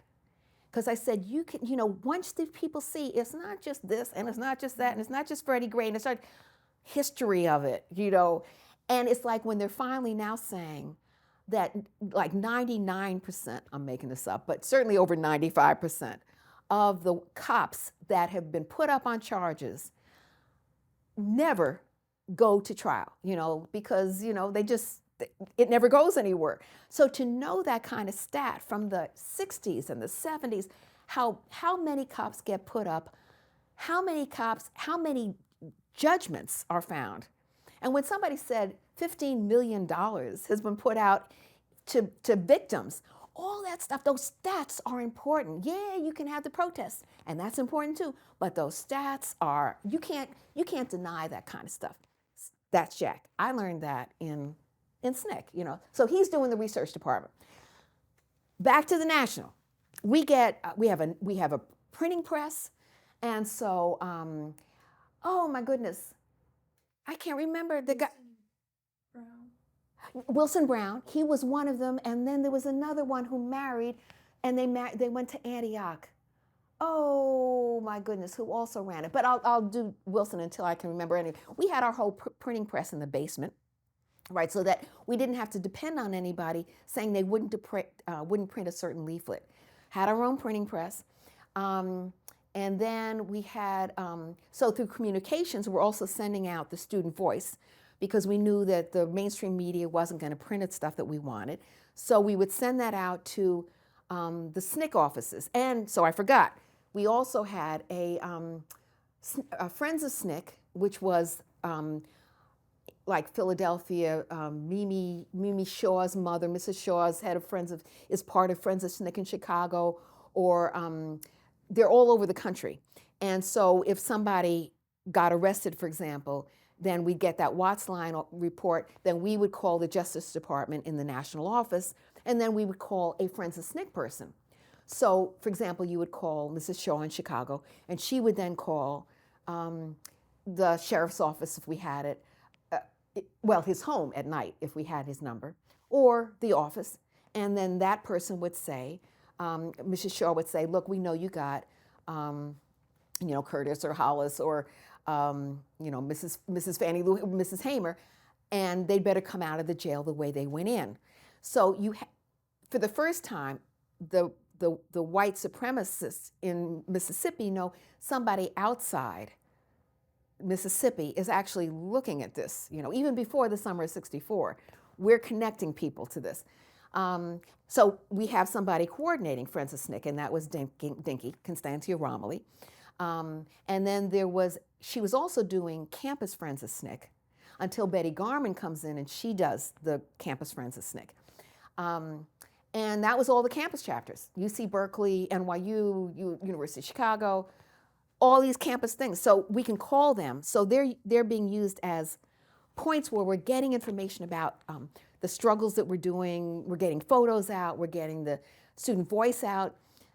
Press releases are going out. They're trying to get it published in their school newspapers, information about it. If they have any contacts with the local media, they're trying to get that in. So it's this network. Out of the national office are these networks of people all over the country whom we're using for fundraising, for communications, and for fundraising, communications, and whatever else. They're calling in. So when, for example, Emma Bell calls in, she calls into us. But also we had, Margaret Block, for example. She said to me, you remember I had to call into you? She said, every day, and during the summer of '64, they're calling in to the Jackson office, but before that, they're calling into the national office. And I think we might have done it once a day until '64, when it's twice a day and going into the Jackson office. But once a day into the national office to say, this is what happened, to make sure we know they're still there. And the main thing is, it's before cell phones. So if somebody didn't have a dime for the coin box on the phone, you wanted to make sure they could get to you. So they're calling in, they're telling us, maybe something incident that's happened. But the other thing was Ruby Doris was serious about, you will get me your monthly field reports. Mm-hmm. And unless you send those to me, you will not get your little $10 a week, which was, of course, $9.64 after taxes. So she was, Ruby, and the thing is, people really respected Ruby because I remember Ivanhoe saying, he said, yeah, people respected Foreman for what he brought, which was that administrative sense, knowing about history, collect everything, knowing how to construct an office, and also just that long-range thinking. But Ruby, he said, we knew she really, really cared about us. Yeah, Jim Foreman, had been just brutalized in LA, and, he had been in Monroe, and he'd been this and that. But Ruby had been in Parchman, and Ruby had been in Rock Hill, South Carolina, and those 30 days jail, no bail. And also just Ruby, Ruby had a presence, When Penny Patch says to me at Swarthmore, you got to go by Ruby Doris to get your application accepted, I didn't really know what she meant, but I know that a lot of people were scared to death of Ruby Doris. I was. It was just, she was nice, but she was kind of like Miss Baker. She did not suffer fools gladly. I remember we had a shower for Ruby when she was pregnant. And the thing is, and it was all female, right? And normally, women know what to do at showers. You have a little chit-chat and the baby and so and so. We were SNCC women. All our discussions always had to do with politics and what was going on in the field and who was doing what. And so I remember whole periods of silence. Mm-hmm. It was like, okay, so how do we talk about this? It's like the kind of informal, it wasn't like we weren't friends. It wasn't like we didn't party. We knew how to party. But to have small talk. We didn't do small talk too swell. So, and we didn't do baby stuff. It's like, I mean, Julian was a family member, but, he had his kids and Alice was off somewhere. She wasn't part of the staff. I'm trying to think, Minnis was married, I'm sure, but there were no babies, so I don't remember ever seeing Ruby's baby. I mean, I'm sure she brought it in at some point, but Cliff took care of the baby, and she was away, but when she was away, when she came into that office, she was in the office. So the shower was not, she hadn't had the baby yet, and it was like, and none of the women that I remember had any babies. Nobody had any babies. It's like, how could you have babies when you were on call 24 hours 7? It's like, anyway. So I just remember the silences at the shower. Yeah. So anyway, Ruby, yeah, was, she was just like a major force in that office. And she sang, "I Need Your Reports," which is why I remember you saying how interesting it was that you got, that there was so much documentation with SNCC. And that's because, you had Ruby Dara saying, you've got to write it down and you're not going to get, I mean, oftentimes we didn't get the little $9.64, but at least you could expect it. Because I remember when I was in Cordele, Georgia, I didn't get it one week, and I had to go to the NAA guy who really didn't like my being in town, Cordele in Southwest Georgia, and he ran the restaurant. And I had to say to him, could you just, I don't have enough money for a hamburger, but could you just take this, whatever little bit I had? And he said, I remember saying something about, we'll expect the rest when you get paid. He was not pleasant. But I also remember putting a dime in, I spent 30 cents on his jukebox to play Walk On By, Dionne Warwick. But anyway, so, yes, there is, that's right. What's interesting to me is that Foreman had a way of giving you as much responsibility as he thought you could take and more than you thought you could take. I mean, there were times that he let me do things and I thought afterward, it's amazing that he let me do this. But what happens is when I come in, I get this bird's eye view of the whole SNCC organization, the Friends of SNCC, the campus Friends of SNCC, the field offices, the daily, who's in the field offices, who's responsible, who's not responsible. I'm taking minutes from the exec committee meetings so I know who's in trouble. I get a real sense of the field and all of the operation. So Jim Foreman, yeah, he's the executive secretary. And he's in an office, I'm right outside his office along with this teeny tiny little area, and Dinky Romilly is the Friends of SNCC and Campus Friends of SNCC, and we're back to back, and I'm at this little desk, and Foreman's office is over here, and I think Chessalonia Johnson, who is the bookkeeper, poor Chessie. I mean, that was a thankless job. I mean, it is thankless anyway with a nonprofit, but it's the field staff saying, I don't have to give you anything, I'm putting my life on the line. Okay, so it's all of that coming out. So I'm sitting there, and I have, I remember letters to Mike Standard, who was one of the lawyers in our one of the many pro bono firms, Rabinowitz and Boudin. And we had this chatty relationship. And part of it is, all these people are making me feel that I really belong to this thing. I mean, that this is like this family of people.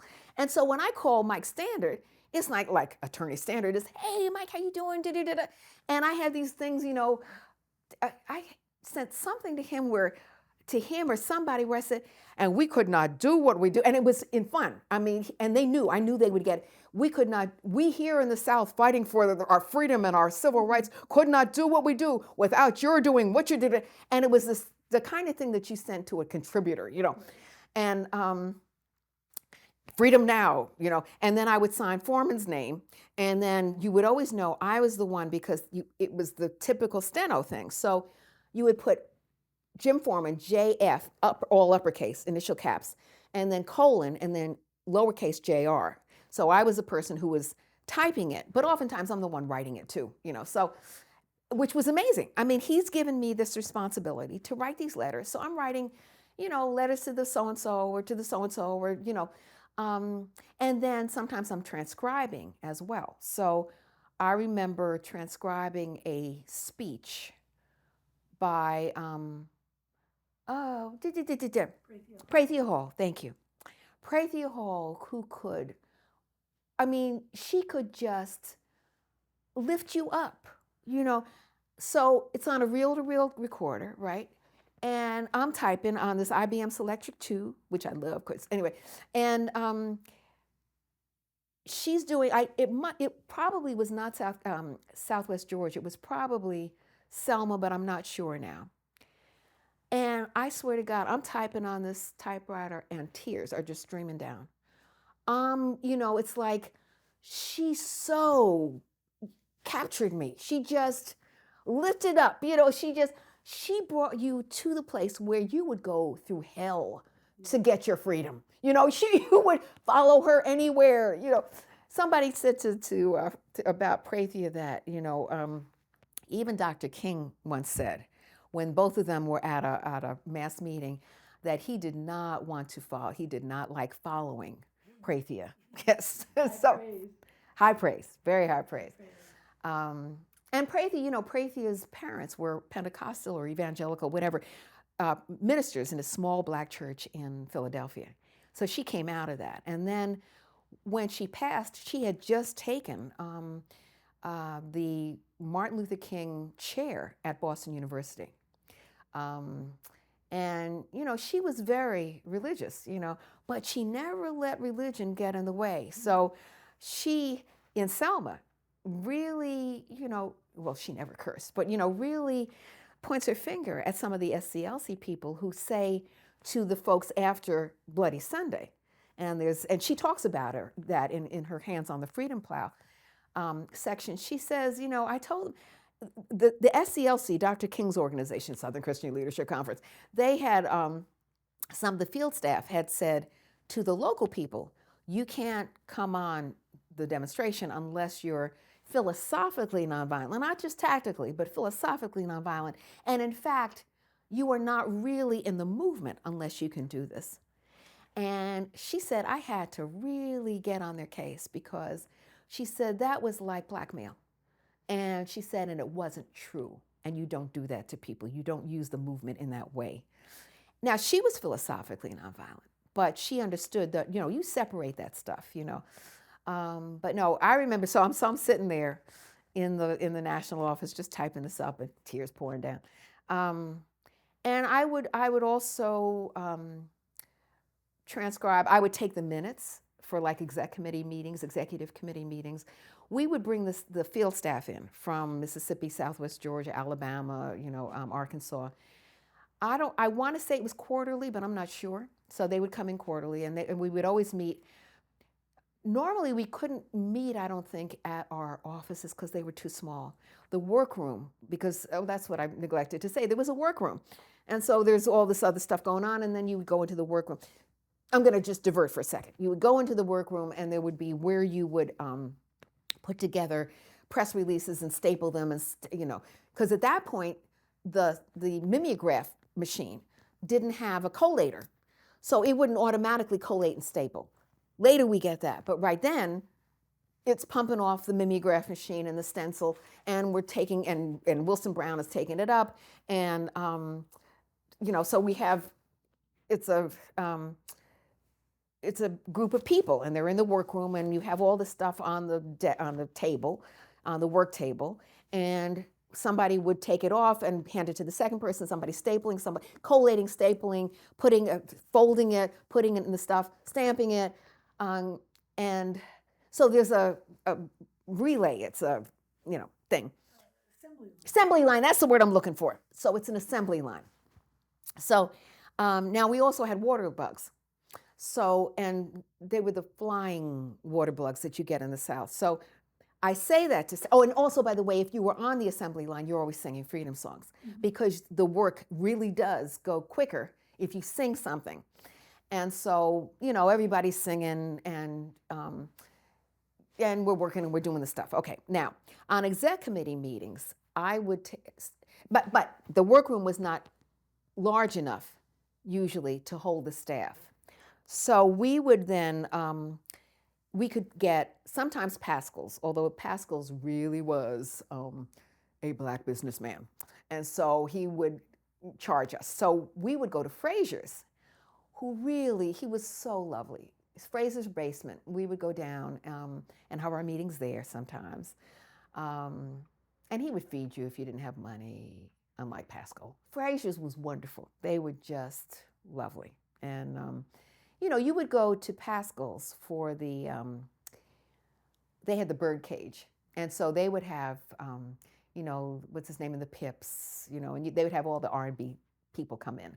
And sometimes you would get to meet them, and they would be so excited to meet the SNCC kids and all that kind of stuff. But it was the bird cage. That was at Pascal's. But anyway, so I would be taking notes in shorthand. Well, the first exec committee meeting I take, it's 33 pages. And it's 33 pages because I'm in awe of all these SNCC people. I would take it in shorthand, and then I would transcribe my notes. I would type it onto these long green stencils, and which was a problem because, of course, the stencils you couldn't correct except with this little green fluid. So you had to take the film up, the screen up, and then put the little green on, and then wait for it to dry, put the film down, and then hope that you hadn't put too much of this green stuff on, because if you did, then when you typed over it, it would smudge it, and you'd get these smudgy letters all over the place. So I was fairly accurate. That was the other thing. I could actually type 90 words a minute with pretty good accuracy. Anyway, so I had 33 pages of notes, of minutes, pages of minutes typed out, and then I had to run them out. Now, the problem was I was there late at night. So I would sometimes be there during this period that I'm getting these minutes out. And again, I'm really in awe because these people know more than I have ever heard of. Not only do I never talk in staff meetings, but I'm also just in awe of all these people who are talking about organizing in ways that I never thought about. They've been through stuff I've never thought about.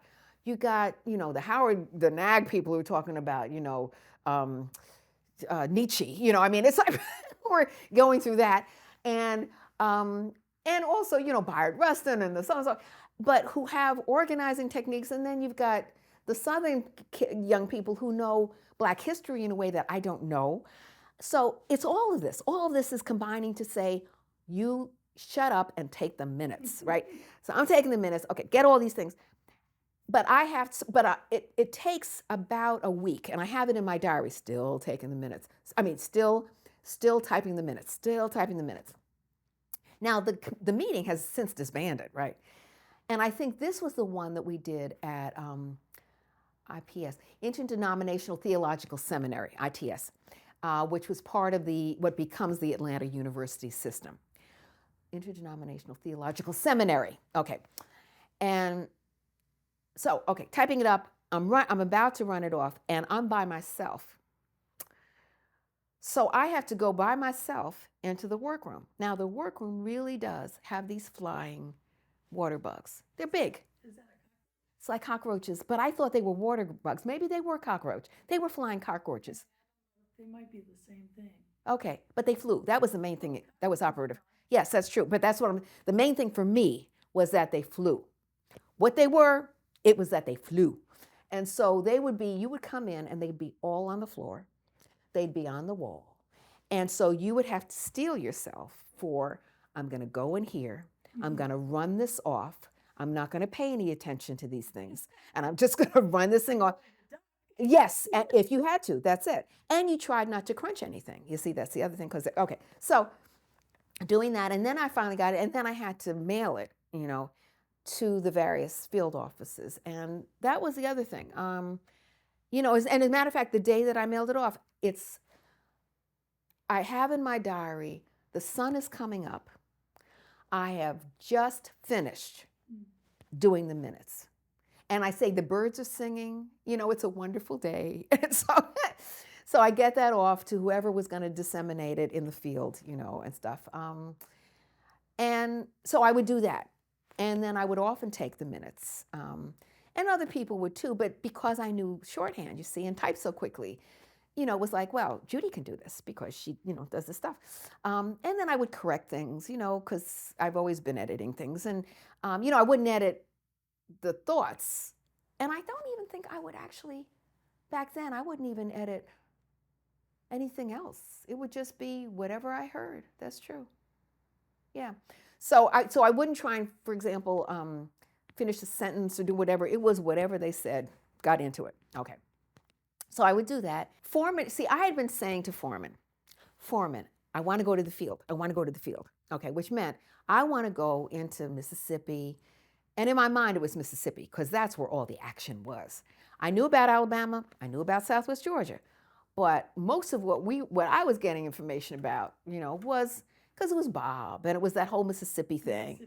It was Bob Moses. And that's where it was. Okay, so I keep saying, I want to go to the field. And he was saying, no, wasn't going to happen. I mean, he did not want to lose a good secretary, right? So at one point, I end up, oh, I know, he goes someplace. And Dinky got me a ticket for the first Freedom Day in Hattiesburg. That's right. So January, Hattiesburg, 64, Hattiesburg. I'm down there. And I come back, Foreman was living. But then at some point in here, I get tired of taking the minutes. There were other women who got tired of the minutes, but also they kind of, I think, wanted to be in the field too. But also it was like, we get the secretarial stuff. Now, aside from Jimmy Bolton, the guys, see, the thing is, the field, the national office was where you put white people, because white people really risked the lives of the local communities and local and other SNCC, black SNCC staff people if they were working in Mississippi. Sherrod wanted an integrated staff in Southwest Georgia, right? Because he wanted to model what this thing could be. And philosophically, he absolutely believed that. And he believed that it was based on his theological understanding of what was supposed to. So beloved community meant you did it in your project as well. Other folks were not playing that. And because it really did risk lives. So what it meant, though, was that for white people who want to be involved, oftentimes, particularly white women who could get black guys killed in the field, they were then in the office. So Mary King's in the office, Casey's in Jackson, but she's in Jackson. Casey Hayden is in Jackson. But mainly, you didn't really have any white women in the field, except for Southwest Georgia. And so Dinky's there, Nancy Stern is there, white women in the national office. Mary King, oh, I thought I mentioned her. Yes, Mary King, yeah, that's right. And even for Mark Suckle, I mean, he's not there. He's doing some print stuff too later on. When Tommy Owakiyama comes, oh, and that's the other part that's part of the national office. There's a print photo department. And so Danny Lyne is there, and then Tommy Owakiyama, who was Tom then, but as part of the nationalist thing where people are really going back to their heritage, right? Tomio, then Tom, is Japanese Canadian, right? And so he goes to Tomio. And so that's what he's known now as a really premier photographer, and has had exhibits and wonderful photo book and stuff. Okay, he comes in through he's doing a book that he says similar to Eldridge Cleaver's Soul on Ice. Tomio is calling his book Soul on Rice. Yes, so he's doing this book, and he mentions how. He talked at our SNCC 50th about how I don't know whether you can use this or not. No, don't worry about it. So anyway, he comes into SNCC through Birmingham, and he arrives in Birmingham the day that the 4 little girls are killed. He hooks up because there's a black person in where he lands who says, son, you really don't need to be around here. You need to go to this hotel and stay there because I don't know what's going to be happening. He gets there, he finds Foreman and Danny Lyne and Julian Bond, and Foreman says, and they find out that he wants to join the movement. And so Foreman says, do you have a car? And Tomio says, yeah, I got a little bug. He said, fine, you can drive us down to the national office. So from Birmingham to Atlanta. Tomio says that for the first week or so, Foreman has him sweeping the floor. And finally he gets, and for no money, by the way, because he's not even on staff at that point. Tomio says he looks at Foreman, at some point says to Foreman, I really would like to do something else. And so Foreman then puts him in. I don't know whether Tomio already knew some stuff around photography. I don't remember. In any event, he then goes into photos. And so then he becomes part of the photo department. So all these other people, the guys, are doing this other stuff, right? But none of the women, except for, Mary King is working with Julian in communications, but generally, we're not going in the field. We're not doing other stuff, And let me just say, I know why I shouldn't be in the field. I'm from Tarrytown, New York. I don't know anything about Southern mores, black or white. I don't know this stuff. I'm not churched. It's like, please. But you got it. That's it. I still want to go to the field because that's where the action is. Okay. So we decide Foreman has gone to, I don't know if it was when he went to the UK. He goes to London for an anti-apartheid meeting at some point. And that's that whole connection that Foreman brings around the South African anti-apartheid stuff, as well as African liberation stuff in Ghana and Kenya and all that stuff. So I'm aware of all of that when I come into SNCC for the first time. But at some point, I know in my in my diary, I have that I'm going to meet Foreman coming from an international anti-apartheid meeting in London, and I'm going to meet him at the Atlanta airport, and how excited I am to hear about, I'm excited to think about when I'm going to hear from him. But I don't know if that's that time, because he used to go away. He'd do fundraising meetings. He'd be at the Friends of SNCC stuff. In any event, he had gone away to some meeting or fundraising party. And we decide, and I don't know how we get to this. Ruby Doris, Dinky, Mary King, and I, and it seemed to me there was a fifth person. Was somebody else in there? Oh, Bobby Yancey. And Mildred and Bobby Yancey. Dinky's not, you're right. No, she wasn't in that.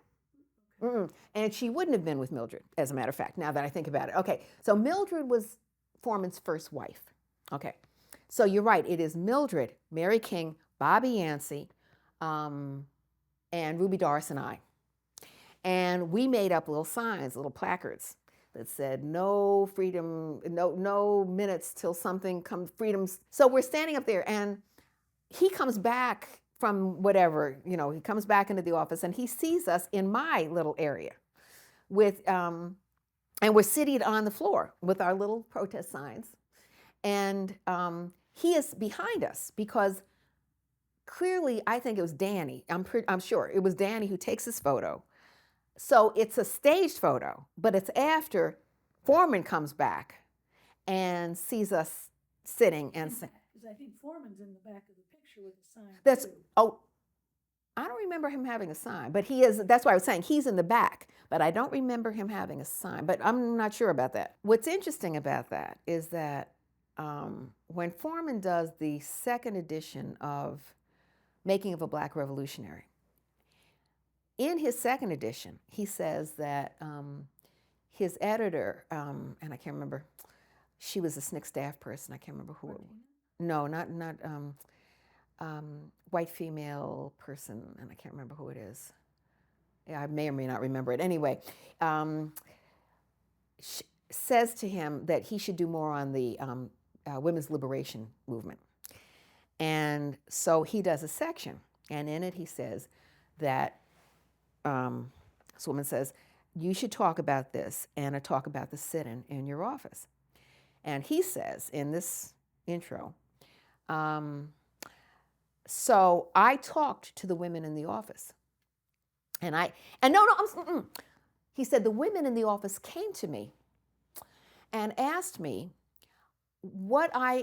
about how they could best do this, come to the attention of the men in the organization. And I suggested to them they do a sit-in in my office, says Foreman. And usually when I'm saying this, I actually have the book because I read from it. And what he says is, so I suggested they do a sit-in and that they do placards and that they do this, sit-in, and it will come to the, the attention of the guys. Okay, now, he comes out with this next edition while I'm in Boston working on the second, let's see, that came out in the 80s, I guess, mid-80s. So I'm working, I think, on the first series of Eyes on the Prize, I think. And I'm reading this on the train. And I see this section, and I still have in my copy, what? And exclamation point in blue highlighter. So I get down there to the book party, and I wait till the end, and it's just he and I at the end. And he's signing my book, and I said, Foreman, what are you talking about that you suggested this sit? And we're the ones who did this. He said, well, that's not what I remember. It's like, so what do you say behind that? It's like, now fast forward, we're at the SNCC 40th and in Jackson. And I think it was at Jackson, wasn't it? The 40th was at Duke. Duke, was it Duke? We were at Duke, you're right.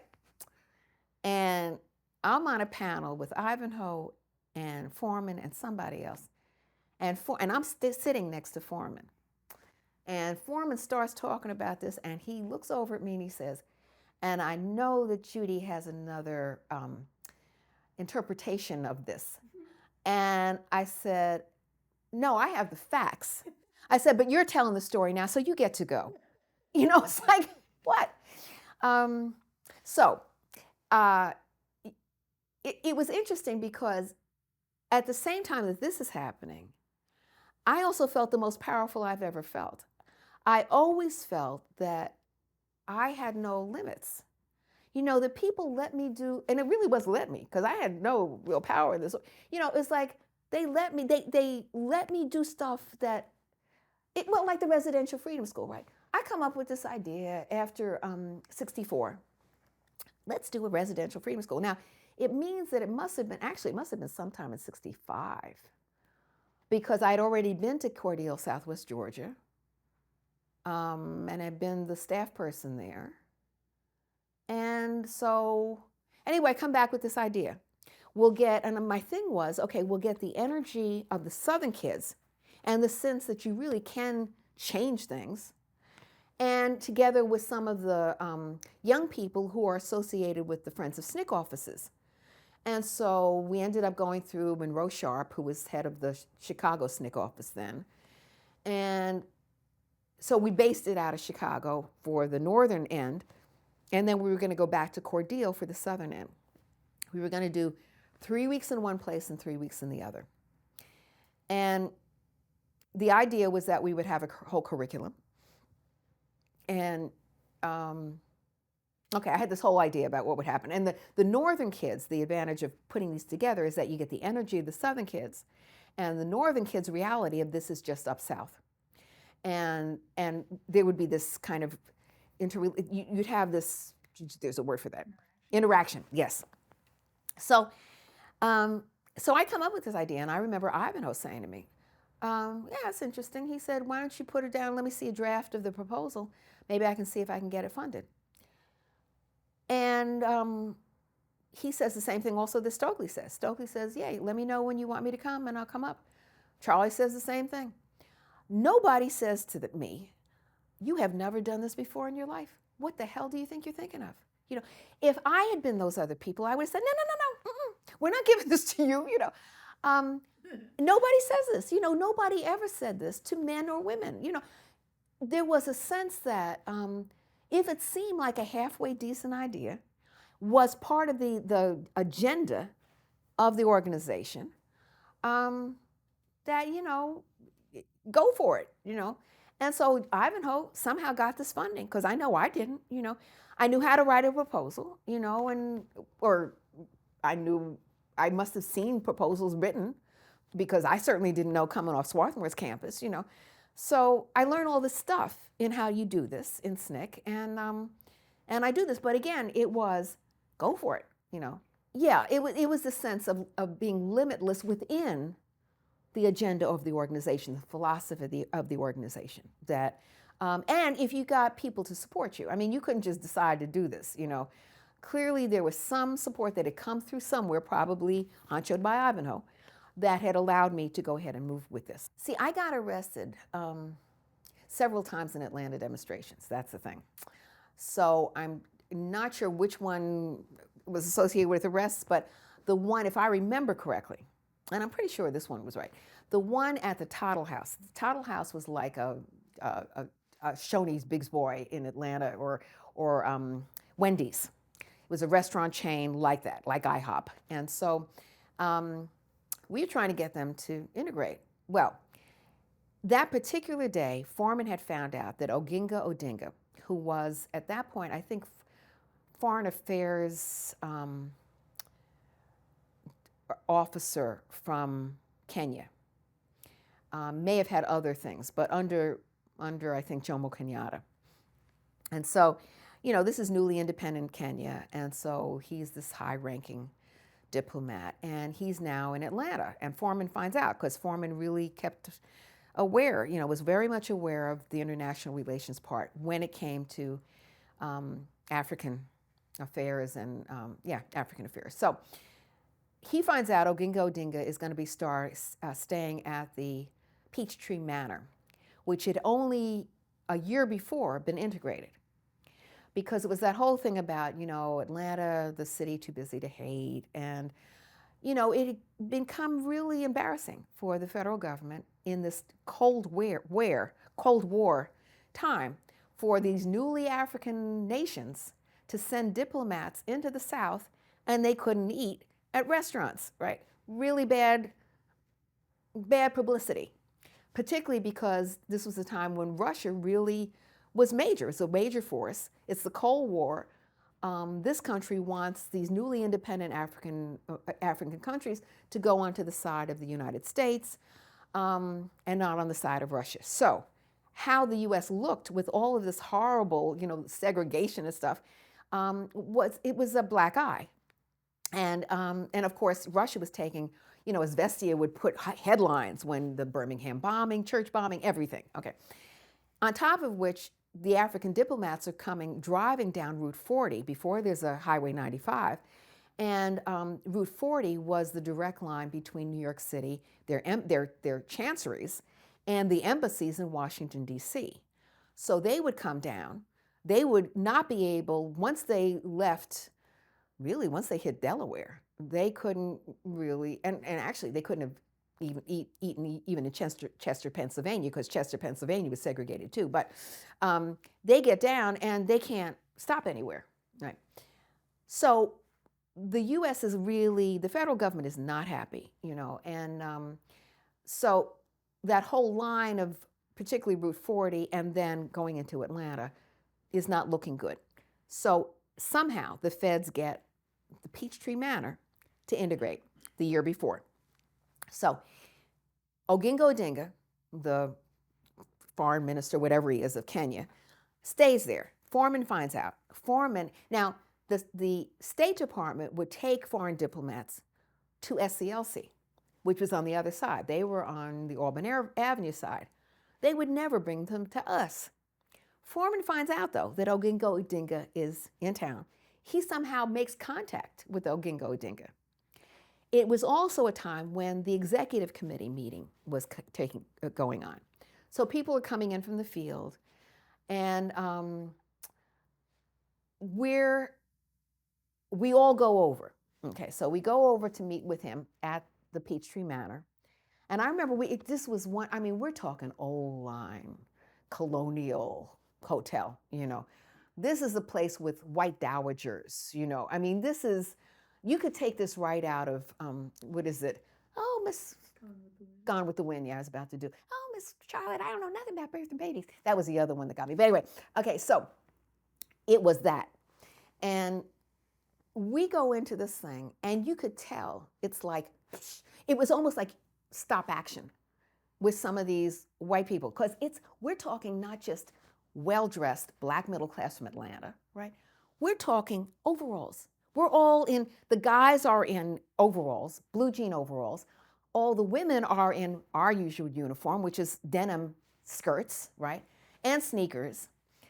And probably we had our denim jackets on too, our little denim jackets. So, and a lot of us, so we're coming into this prestigious Southern hotel, and Ogingo Odinga comes down. Now, for me, see, the only image I had of anybody African was in Tarzan movies, right?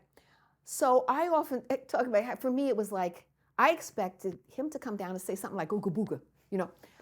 He comes down, because you had nothing, when I'm growing up, there is nothing about Africa that says anything other than Maasai warriors, and they cannot speak English, and they're ignorant. That's all I know, coming out. It's like basically the way they frame us, because of course it's all related, hello. So he comes down, he is in flowing robes. He is grandiose. He has this hat on. And of course he speaks, 4 or 5 languages. Do I speak one? Yes, hello. So it's like he's doing all of this, and he sits down in the lobby with the rest of us, and we're talking. And he's talking to us about what's happening in Kenya and rural education. I remember this was a time when we had bumper stickers that said "One man, one vote." So of course we had taken it from the African liberation struggle, and we show him that, and we're talking about what we're doing with freedom schools, um, and so.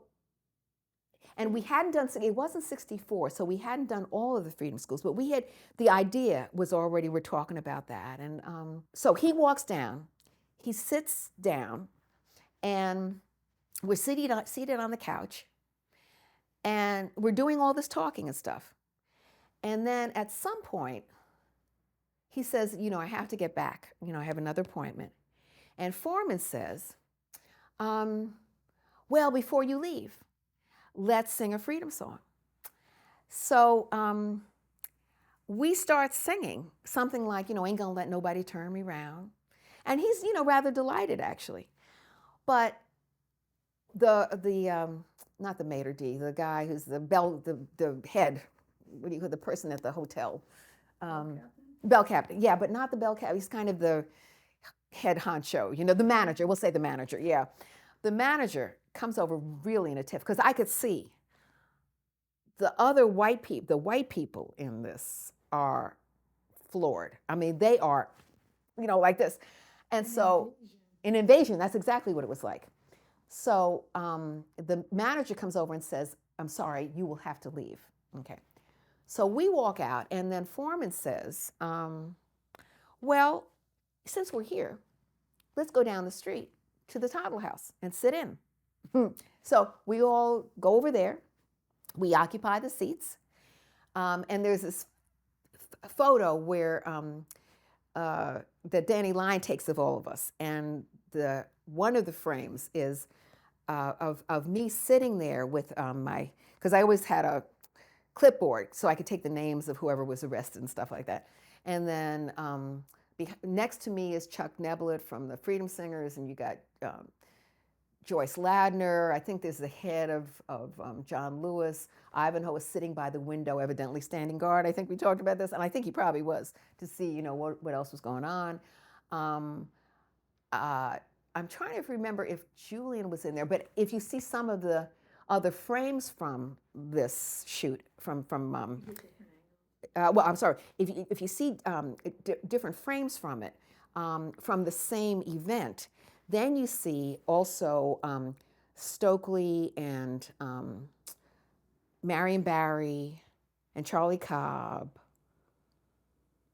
and I think somebody else. I'm thinking there were 4 people in one of the frames. And then you see one of the other booths where you see somebody else in the frame. And so there, at the same time that we're seated at the counter, you also see some of the other people who were seated, because we've occupied basically the restaurant, So, and then at some point they do come and arrest us. I'm pretty sure that's the arrest. We spend so much time, I think that's the one, we spend so much time in jail, and well, so much for me, because I hadn't been usually more than overnight, So it's not like 6 months like a lot of other people. But I come out, and I've only been there 5 days, but it was over Christmas. And that was the one where they'd also put us in solitary. And so I'd been by myself, and, um, and they'd put us in the hole because we wouldn't do something that they wanted us to do. So the hole was a bare cell, and you were in it by yourself. And it was a hole because there was no bunk bed, and there was a toilet, but that was it. There was a toilet and then the drain. And um, yeah, and no bunk beds. So you slept on the floor. And then they opened the windows on us, and we were on a hunger strike. And the trustees, the black trustees, would sometimes give us candy bars and stuff. But anyway, so I came out of that, and I came with all the other people who had been jailed with me. And so I remember coming into this church, and it was like filled with freedom songs. I mean, it was a black church it was alive with song, and it was filled with parishioners and community people, and it was just, and they're singing, whatever, woke up this morning with my mind stayed on freedom or whatever, and just singing and harmonizing. I mean, it was just the glorious, it was just so glorious. And I came in, it was like, whoa, because, I'd gotten a little frightened. And actually, I should say about Annie Pearl being in the cell next door, but I had been frightened in that one because I was by myself. And other jailings, I had been with other people, other women and stuff, but that one I was by myself. And I really, that one also, that was the one where Annie Pearl Avery, who was fierce. Annie Pearl was from Birmingham, and it was like, no, I mean, you knew Annie Pearl carried. I mean, you had to tell her to leave her revolver at home or at the office if she was going to be on the picket line. Annie Pearl, but you also knew that if Annie Pearl had your back, nobody would touch you. Now, that might have only been in your mind that, because of course, if there were cops and they were going to bludgeon her, they could have gotten, but in my mind, I thought, if I'm with Annie Pearl, nothing can happen to me, So I'm in the cell in the hole, and she's somewhere near me. And it's like 2:00 in the morning, right? And I hear Annie Pearl, and she's whistling, and I'm wondering if I can do this. Now I'm hearing her. It's cold. They've opened the windows, and I hear her whistling this thing. And it's like, they can't touch me. I lay back down on this the coat that I had, because even though I didn't say anything to her, I didn't say, Annie Pearl, I'm here. It was like, it's gonna be okay. It's gonna be fine. So having had that experience, and now I'm coming into this church. It's like, well, it's the community thing is so important. It's like. You can't move without community. And it's not just the organizing that you're doing. It's whatever you build in your own organization, you got to have community. It's one of the things when I was mentioning it to the St. Louis people. I said, what got us over? We had petty stuff. I remember when I used to do lecturing on campuses, right? And young people, this was when Bush was about to drop the bombs for no reason, on Iraq. And I remember going to campuses, Minnesota, wherever I was. And I remember young people coming up to me. That just happened at Exeter, too, as a matter of fact. And they said, how did you get all those people? Because he said, I'm trying to get my classmates organized to protest this upcoming war, to stop, to make sure he doesn't drop the bombs. And I can only get the only people in my meeting is my roommate, and somebody else and myself, and that's it. So my usual thing is, first of all, for all the people who say they were in the movement, we're in the movement, we'd be free now, hello. But the other thing is, you don't know what's going to set it off. You don't know, it could be a year from now. You don't know what's going to happen. When I was in Cordeal, I didn't know that the little bit of organizing I was going to do meant that a month later, they were going to protest the unfair jailing of somebody. You never knew it was going to happen. But, oh God, I'm trying to think why I got off on that, though. Because there was something I said. Oh, community. That's right. However, you also knew that, yeah, there were people you didn't like in the organization. Somebody, and that's what I was trying to tell this young person. I said, somebody might be going out with your boyfriend and you found out about it and you were pissed. But the bottom line was, they're trying to kill you. So you have got to make sure that you are tight enough that they can't get through that. Yeah, this other stuff is going on. Yeah, you may not be happy with somebody. You might be pissed as hell with them. But bottom line is, you got to get their back. You got to have their back, and they're going to have yours. And you know that, no matter how mad they might be at you about some personal little stuff, because they're trying to kill you. So that for me really, that culture and that culture of purposefulness. I mean, the fact that that we had 4-day meetings, and we had those 4-day meetings because you had to come to consensus about any particular major action of the organization. And consensus meant that you argued forever about it until the people who really opposed it either stopped opposing you or at least said, we do not agree with this, but we will abide by the decision of the majority. And at that point, it went to basically majority rule. But before that happened, you talked a blue streak to argue your position and see if you could convince people. So all of that is coming to make a culture. And then, you have all these local people who are amazing. I knew strong people in Tarrytown, strong Black people in Tarrytown. But the kind of stuff I'm seeing in local communities is like, where does this come from? It's all this stuff that's surrounding you. And then, your fellow workers in the community are, living with these local people. There's this culture. I got arrested. And it really was at a crucial time. We were in the middle of something that the national office was supposed to be responsible for. And I was, secretarial stuff. I was supposed to be typing something or getting something out. And I go ahead and get arrested, right? So I call in with my little dime from the jail phone. And Dinky was pissed. She said, why on earth would you get arrested like that? You know what we have, And now, she apologized afterwards. She understood what it meant for her to be on the outside, that I had been on the inside for however, a day, 2 days, whatever. And that, she's talking about, she's mad at me.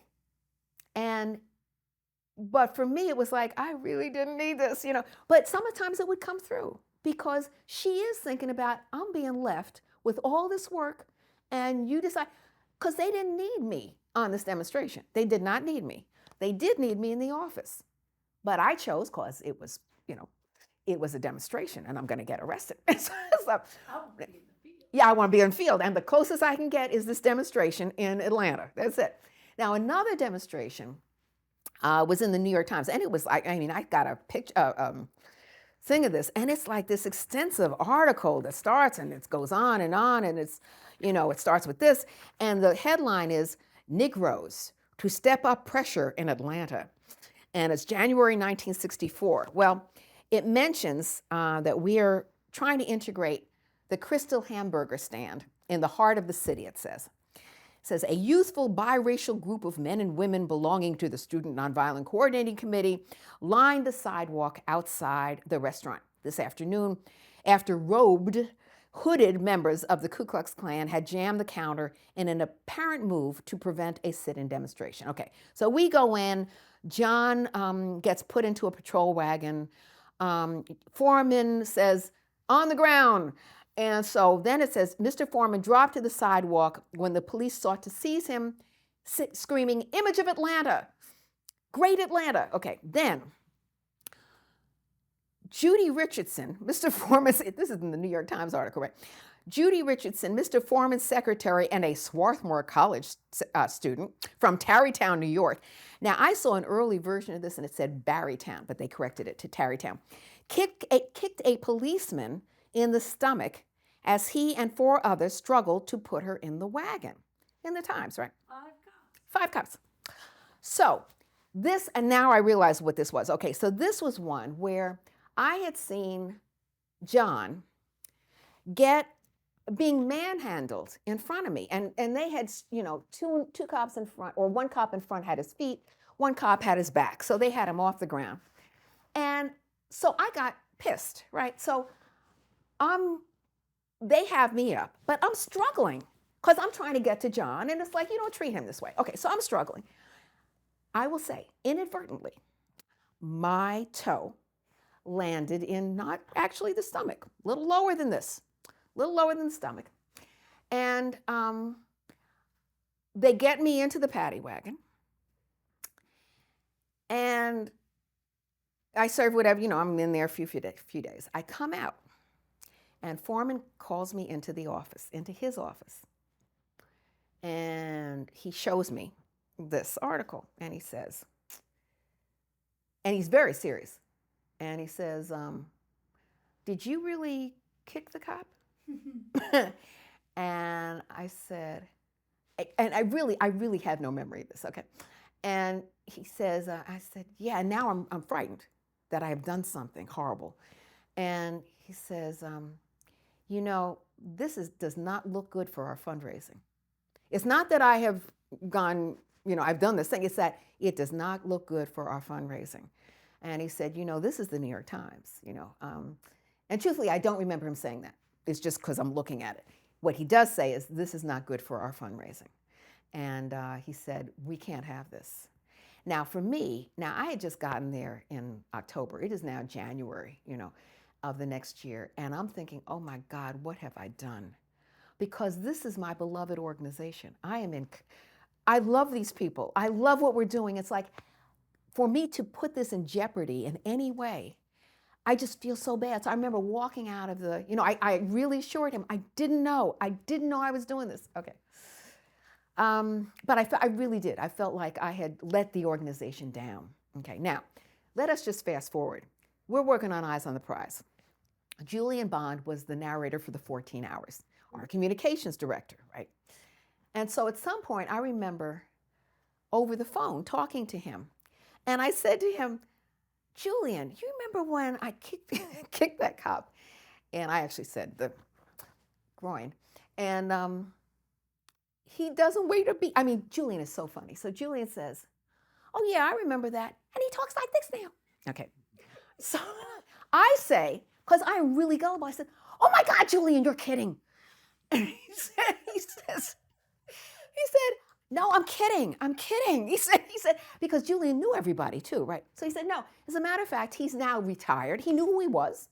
He said he moved up, he became whatever, captain of the so-and-so. He said he often eats at Pascal's, which they often did. White cop, but they're all at Pascal's. And he said, and he recently retired. He even knew that he had, however many grandkids. It's like he knew all this stuff. So, so in no way impaired the officer, but he survived. I liked being in Greenwood. I liked, we had the SNCC national office was in Greenwood, and then the Freedom Summer office was actually in Jackson. So, so I'm in Greenwood, and so doing kind of some of the same stuff I did in Greenwood, Atlanta. I'm sorry, in Atlanta, yeah. Still getting Watson reports. They would call into Jackson, but since Margaret Block remembered calling me, that means she was also calling the Greenwood office twice a day. And then I remember, at some point, Julian came down with his brother James Bond, in a VW Bug, because James taught me how to drive stick shift. And I almost stripped all his gears in his VW Bug car. And but James and Julian, at a certain point, they came through Mississippi. And see, what was great, and I know Dottie probably told you about the whole application process and stuff, but what was great about the application for the volunteers when they came in to Mississippi in '64 was that in this voluminous application, both the written and then the review process they had to go through, what was good about it was that among the many things we asked them was, what are the media outlets in your location, in your hometown? And with that, that meant that we also could, if something happened to them, if you happened to them or happened in their area, that we could go back to whatever the local newspaper, and get back to them. Well, what Julian and his brother James did was that they would go to certain locations and they would do little, 4 or 5 minute stories, tape them with the particular volunteer who was on site. And it might not have been, because that seems too long to me, but little stories. And then they would send that tape back to the local outlet, media outlet, from that child, from that young person. And, hope, really encourage the outlet to play it. Because the main thing was, how do you get the rest of the country to care about what's going on and the killings in Mississippi? And how do we get, basically black people registered to vote without getting them killed? So with that as the main thing, then how do you make anybody in the rest of the country care about what's going on? So that was, of course, the point of Mississippi Freedom Summer, but it's also the point of what James and Julian were doing, and Julian particularly. And so he would do this, around the Delta. I don't know how long he did this for. I don't know how many stories he sent back, but that was one of the ideas, again, keeping the rest of the world, the rest of the country connected to what we were doing in Mississippi. And so there was that was going in, and it was, Dottie and I got shot at once, although I refused to believe it was that. I kept saying, it's a backfire, but she was right. They were shooting at us. What I remember, truthfully, I can't remember whether I actually remember this, or that because I've heard Dottie tell the story, I now remember Dottie's. I mean, when she first told it, when I first heard it from her, I got a feeling I did have this memory. But it's hard now for me to know whether it's really my memory or her memory. But in any event, what happened is we were walking back to the house that we shared in Greenwood, Mississippi that summer. And until Bob, her then husband, Bob Zellner, came, I think he came back to Mississippi, whatever, then they stayed together. But at that point, she and I were staying together in this local house. And they were always, poor. I mean, it was amazing to me that these local people whose home this was, I could go back to Tarrytown, right? These people lived here, it was their whole community that they were putting in jeopardy, and they just did it anyway. And they knew a whole lot more than I did about the history of violence that, that came to the Black community. I mean, so anyway, we're staying in this local house, and we're walking to it from having worked all day at the SNCC office. And at some point, there are these sounds. And so Dottie says, they're shooting at us, and we hit the ground. Now, I don't know whether I said hit the ground or she said hit the ground, but we hit the ground, In my mind, I actually do remember hitting the ground and getting up. And, and then running to where we were staying and stuff. Now, so that was one. Then another time, and I hope Dottie told you about this, the McGee brothers were these young kids who, was it Laura McGee? Yes, the mother, who was fierce. I mean, this is another non-violent person who was known to, have kicked a cop and gotten mad, and was just this wonderful person in the community. Kicked a cop too? Yes, she kicked a cop too. Yes. I think she was in John's, was that Mrs., or was that another person? I saw that as part of her story. Yeah. Her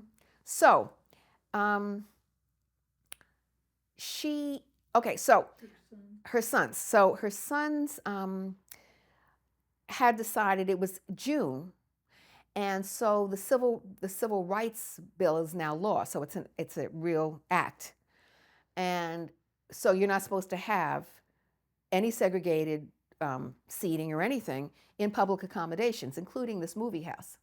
So the McGee brothers decide that they're going to go in and not sit in the crow's nest, which was where Black people often had to sit, or you had a one day when you could sit as Black people in a movie house. But they've decided they're going to sit on the regular, downstairs. And so they sit, they're coming out. And I don't remember the first part of this. Dottie was involved in the first part where the McGee brothers come out, and they are, something happens. I can't remember what happens the first time around. When I get to the story, it's that somebody has tried to pick them up. It hasn't worked. So now I'm sitting in the SNCC office, and June Johnson, oh, I'm sorry, what happens is that they go in, they come out, a small white mob amasses outside the theater. And so some stuff, we're told that we need to rescue the McGee brothers. And one attempt is made, but that is unsuccessful. So now I'm in the SNCC office, and there's now a second attempt to rescue them. June comes in, June Johnson, from who at that point probably was maybe, she was 15 years old in 63 when she gets beaten at the Winona, Mississippi jail with Mrs. Hamer and Annelle Ponder and then Giat. So so this is now 64, so I guess she's 16. And she comes running in, and I always had the keys to the SNCC Plymouth, the Sojourner fleet cars. So I have the keys, and which is the reason, by the way, I'd gotten James Bond to teach me how to drive stick shift, because I had this image that I was going to have to be in the SNCC car driving away from some mob, and I was going to be in a stick shift, and I wouldn't know how to drive it. So he had taught me. Okay, so now June is run in. I have the keys. She says, Judy, we've got to go to the hospital, the segregated county hospital in Greenwood. The McGee brothers had been taken there. What had happened was that Silas McGee had been seated in a car, and one of the white mob had thrown a rock through the window, and that glass had gotten all in his eyes. So he had been taken to the hospital, and he's now in the hospital. June has come. We go in the car. And so I'm driving, and it's nighttime. And I remember there was a car that came up slowly with a white couple who give us, this evil eye and kind of track us alongside us. And then somehow either they pull up or they move behind us. And we're very aware of the couple. I'm driving. But in my mind, I always kept in mind that people always said, don't drive over the 25-mile-per-hour speed limit because they will arrest you. So I'm driving away, and then suddenly there's what I say is a backfire. June says, Judy, speed up. They're shooting at us. And I say, no, June. That's just a backfire. And I drive, and I said, we can't exceed the speed limit. Now, I'm from Tarrytown, right? She's from here. You would think I would believe her, that she knows whereof she speaks on this, right? You would think even self-preservation would kick in. You would think. It did not. I continue driving 25 miles an hour. And so we get to the hospital, and there's a little, small white mob, and they have some kind of brick bat. They have something that's like actually, it probably was baseball bats is what they were. And it's it's a parking lot in front of the hospital, and there's a picture window out into the reception area. And so I and June, and I think there might have been one or two other people in the car. We had to hightail it into the reception area. And I see what I remember as like 4 white FBI agents. And they're milling around in the reception area. So I immediately do as I'd been taught to do. I take my dime, and I always brought dimes with me. So I put the dime in the hall, in the phone, in the reception area to call the Justice Department. First, I called the SNCC office in Atlanta. And I don't know if I talked to Foreman. I might have. But I certainly talked to somebody. And then I immediately start calling John Doerr's office at the Justice Department. So I'm doing that. And then suddenly, this... Did you try talking to the FBI? Right there? Yeah, I'm sure I did. In my mind, I'm not thinking about that because they never did anything. So I'm trying to think certainly they don't engage me. But I don't remember what I did with them, except for in a minute later. But at that point, I just remember them milling. Yeah. And so, there's a reason why I'm now calling the Justice Department, I think, because obviously the FBI under Hoover was doing diddly squat. So, um, and I leave messages at the Justice Department office about what's happening. And then at some point, the rock comes through the picture window, and we all scurry into the hallway because there's a wall off. The reception area is here, the hall is there, and then we go behind the wall. And I come by and I see they're like the three monkeys, except there are, I think, four of them, and they're seated on the ground, like this. And all I could think of was see no evil, hear no evil, speak no evil. It was like they're just there. So I go off.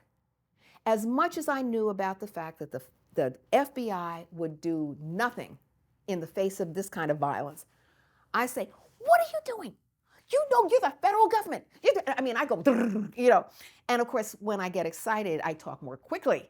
So I'm sure on their end, they are seeing this lunatic woman, who was speaking like a turn-up toy or something, a wind-up toy.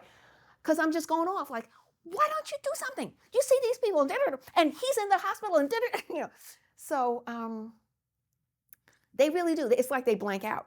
They make no response. And finally, I keep peeking around. And June reminded me of this, because I'll tell you the end of this. So I keep peeking around, and finally I go back to the hall phone, and I put another down. I finally start doing that again. And then I find that somebody comes and rescues us. Now, let me just say, I had told this story to the Eyes on the Prize production team.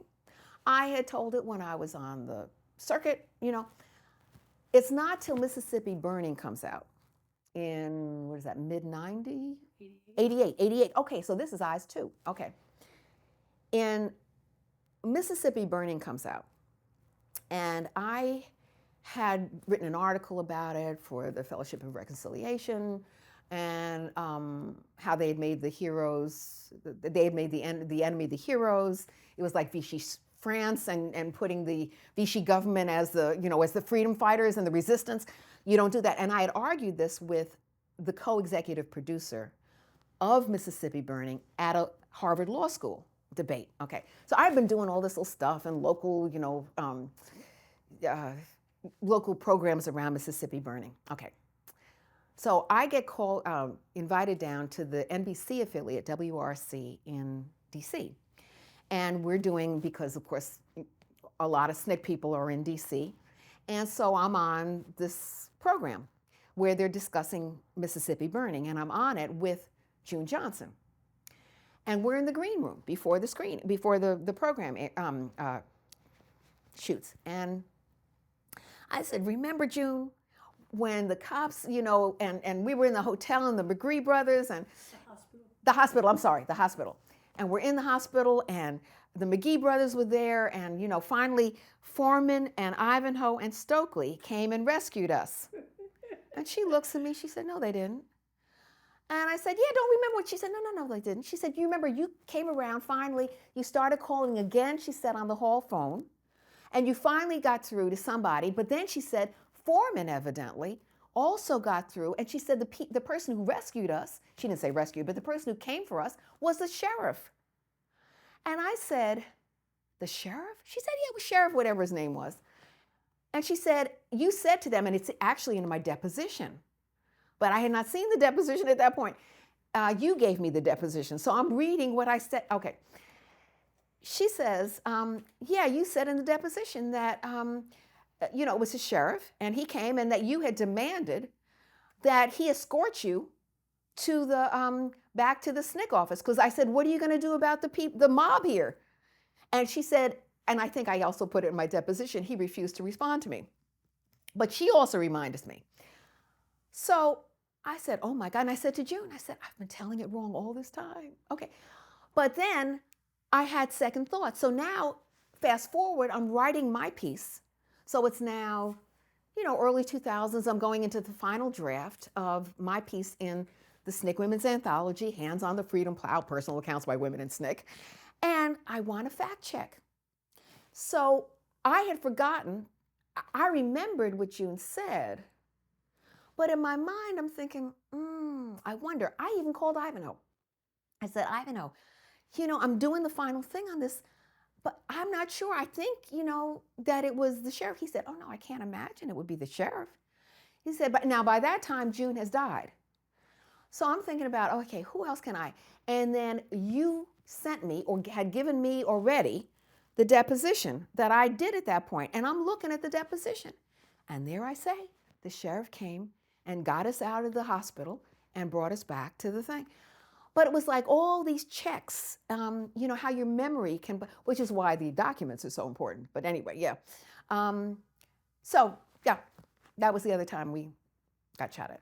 No, just that my sister, the one who tried to convince me not to leave Swarthmore, she then gets put into the fundraising office in the New York office of SNCC, and she coordinates the Harry Belafonte concert. So actually, there is one story out of that I should tell you. This is, we're in 64, it's the summer, there are all kinds of things going on. And at that point, those three particular civil rights workers, Cheney, Goodman, and Schwerner, were missing. We all knew they were dead, as we knew as soon as they were missing. And Belafonte was going to do come down, and I think this was the time he was coming down with Sidney Poitier, to do a concert.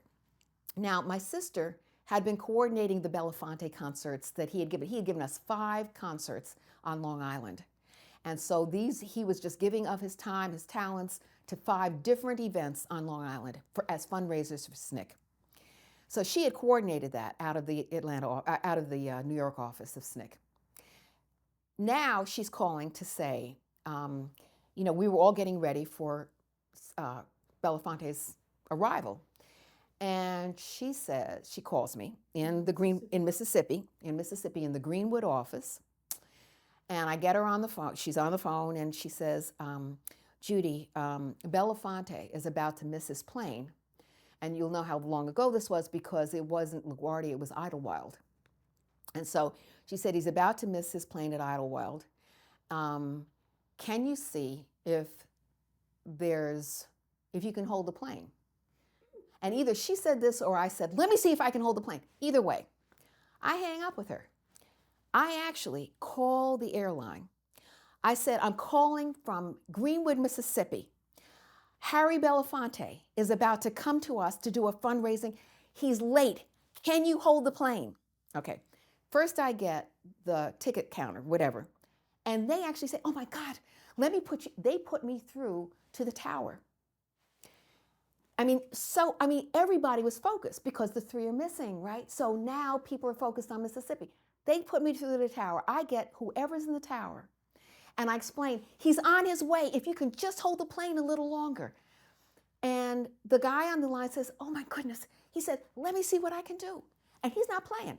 He's not just, he gets off, I can hear him. He comes back and says with true sorrow, I'm sorry, ma'am, we just can't hold the plane. We just can't. And you can tell, he's unhappy about this. I hang up with him, and I call back to my sister in New York.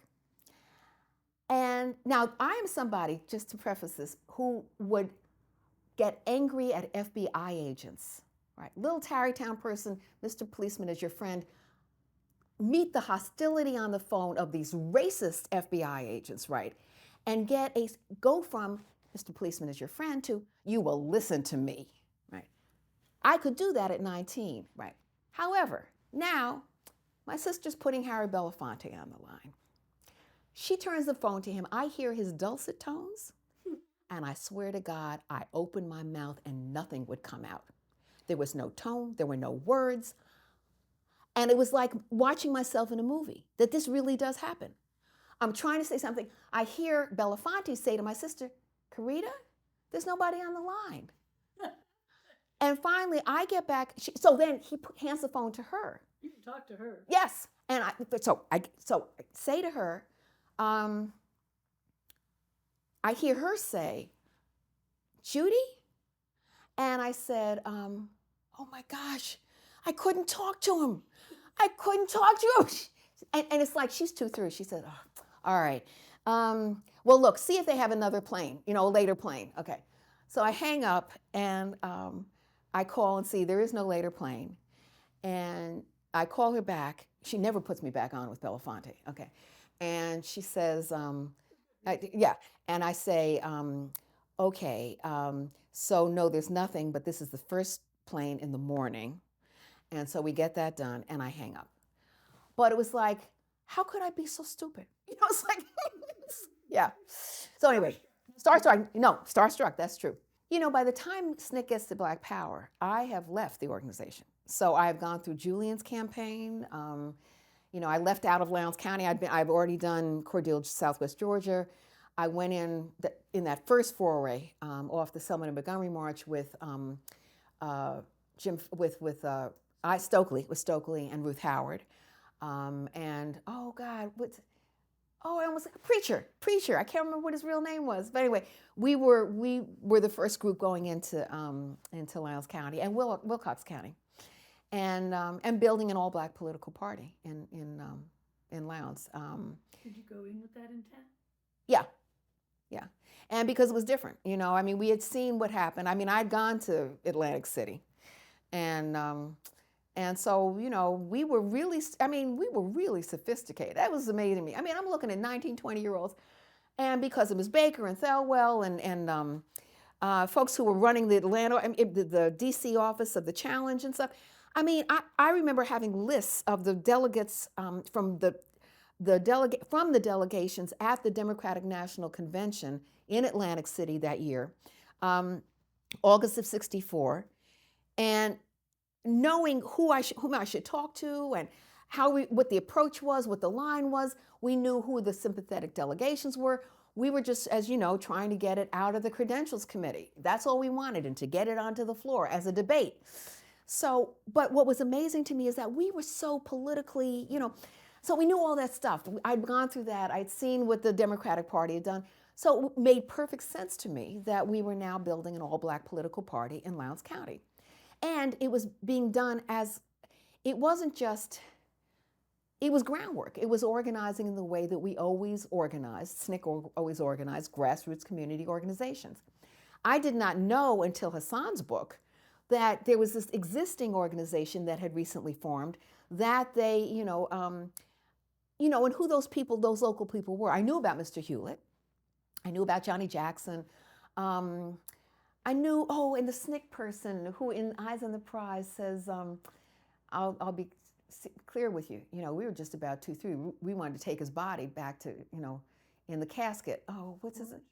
Not James Orange, no. Yes, SNCC person. I know. That's all right. We'll not get, yes. Okay, so there were other SNCC people in Lowndes County. But truthfully, what I most remember is that waking up in Wilcox County and thinking, I am in the most gorgeous place I've ever been in my life. It was the prettiest place. And I'm not a morning person. And so what I remember also, and this is the northern thing, but no, it's specific. It's specific to Judy. I'm waking up and somebody comes in at about 7 o'clock in the morning, the woman of the house, right? And it's their land. We're on their land because Wilcox and Lowndes had black landowners still. And so we're in their house, the house on their land, their farmhouse. And she comes in, and it's about 7 in the morning. And she says, I just wanted to let you know breakfast is ready. And she said, and we didn't want to wake you up too early, so we let you sleep late. This is 7 in the morning. So it's like I had to kind of adjust to a whole different, thingamajig. But it was really, I loved it. I loved the organizing. I loved, in Greenwood, that was a little kind of town. This was the rural. And it was just, I loved it. But then Ivanhoe calls, I end up leaving Lowndes County. I go to work as the head of the office for Julian Bond's first, what becomes successful first campaign for the Georgia House. The only staff person too, but the staff person. So then after that, Julian goes, I become the temporary head of communications, only because he has told me exactly what to do. I'm doing pro forma stuff. I didn't know that. Yeah. Mm-hmm. But it's because he's set everything up for me, And he goes off, to take his seat. I become that before I leave. And then I've gotten a full scholarship to Columbia, General Studies. So I leave and then do that. And then we're doing, I remember Foreman getting me into a demonstration in front of the South African embassy. I'm still in touch a lot with the SNCC people. And then I leave that because it really was, it's like, when veterans talk about um, coming back to the world, that's what it was like. It was unreal. I mean, coming back to New York City and what I was, anyway, in studies. And okay, so I leave there after a year and a half, and I get a call from some SNCC people. Curtis Hayes calls me and says that Charlie Cobb and Cortland Cox are doing this bookstore. And so, do I want to come down and administrate the parent organization? And I say, yeah. So I pack up my mattress, put it on the car. Curtis and I drove down. I had just come back from a 1-month road trip through Mexico with Maria Varela, where her car kept breaking down and da-da-da. But anyway, so now I've just come back. I'm now going to DC, and they had named it Drum and Spear Bookstore. And it was drum for communications through education and books, and spear for whatever else you need for the liberation of your people. Okay, so we had that drum and spear, and we had a big drum and spear as a sign above the door, and it was right in the middle of the Black community at 14th between Fairmont, Euclid and Fairmont. And when I first get there, the first day I come to look at the store, it had just been tear gassed. That was the end of, and it was unusual because by that time most of the rebellions had been finished. I mean, that was April '68. Now it's June '68. But everything was, you could see burnt out hulks of buildings and stuff. And oh, what they riots, rebellions. What happens on the day of the assassination of Martin Luther King on April 4th, 1968, is that everything goes sky high in many cities. So among those cities was Washington, D.C. And so there were just whole-scale burning of the Black community everywhere. And it took really up until now. I mean, it took a good 50 years for money to move in and gentrification to come and all the Black people to be evicted from their homes and all that stuff. But for a long time, there were just lots of burned out places. When I come in, because they have now, that day, the cops are tear gassing. Something has gone on 14th Street that day. So I come in and it's tear gas everywhere. I could barely breathe. When I go into this new store, which has nothing in it at this point, it's full of tear gas smell. And so then we have to, but our main office was around on 11th Street, 11th and 9th Street, African American Resources, AAR. And we're above Bohemian Caverns, which was the jazz place, or were we? Anyway, so that's what I do. And it becomes actually the largest Black bookstore in the country.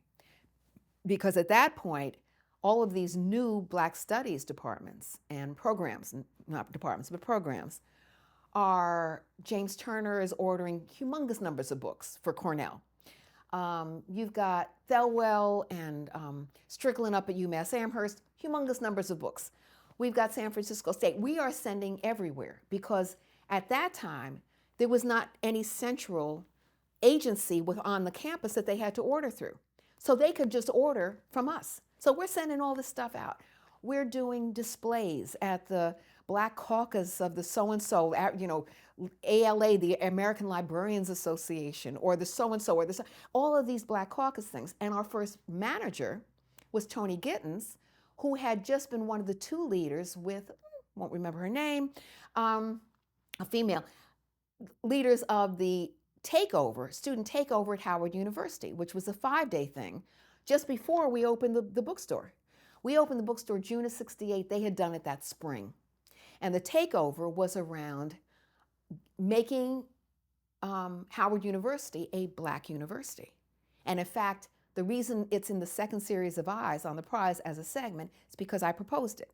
Because I said to Henry, and mainly Henry was the one you had to convince. So I said to Henry, we're talking about Henry Hampton, who was the founder and head of Blackside, and who was the initiator of Eyes 1, the 6 hours of Eyes on the Prize 1, and then the second 8 hours, which starts in 1988. So in 1988, we're doing the second series of Eyes on the Prize, which starts with Malcolm X and ends with the election of Harold Washington as the first black elected official from a major city. It was between Hatcher and Washington. Anyway, okay, so the Howard takeover, I proposed as a story because I said, you know, sometimes we're not trying to convince white people. Sometimes we're trying to convince ourselves that we're good enough and that we're trying to change ourselves. And at Howard, we're not trying to say to white people, let us have black studies. We're saying to black people, let us have black studies. You couldn't play jazz in the music room at Howard, the capstone, because it was considered low music, only classical, right? Sterling Brown was there, who was amazing, and so all of the NAG people, the SNCC affiliate on Howard's campus, loved Sterling, because Sterling was imbuing the literature department with, you know, black poetry, and not just Paul Laurence Dunbar, which everybody got, but, you know, just, you know, he would talk about Du Bois, and, you know, so you had Sterling, but generally not a whole lot, you know. And then one of the people I tried to get to talk to us unsuccessfully was a classics professor who enjoyed walking around Howard's campus with his Yale baccalaureate robes. So it was all of that. So Howard University had this takeover, and it became a story. But this, the one of the two, oh, I almost remembered her name. Anyway, Tony Gittins was No, she's the first black, yes, but remember that. So Tony Gittins is the leader, one of the two leaders of the takeover that had just happened that spring. We're opening in June. Cortland and Charlie tap Tony to be the first manager of this new store, Drum and Spear Bookstore. Now, this was a time when Muhammad Ali had just been to campus. And one of the things, well, I won't go through that. Anyway, one of the other things that happens during this, just before the takeover, is that they get the first homecoming queen with an afro. And we tell that story in Eyes on the Prize, too. And it's Robin Gregory. And Robin yeah, it's a wonderful story. But anyway, so Tony comes off. He's the manager of the bookstore, and we really survive. And but it's the diaspora. It's the African diaspora. So it's not just African American literature and Langston Hughes and Zora Neale Hurston. And that was my first contact with Zora Neale Hurston. And Their Eyes Were Watching God. And I'm giving it to every woman who comes through the store, right? And but it was also black comic books. I developed a big children's section. So I'm going up to Bookazine, which was this the big distributor in New York City, and we would drive up. Usually, Court Curtis and I would drive up.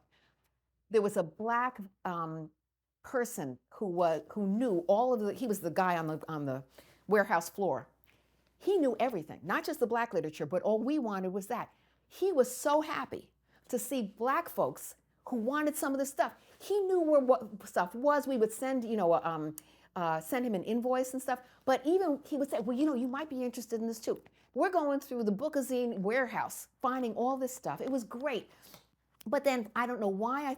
I think because there's always been that education thing with kids, and so it was like the residential freedom school and the da-da-da.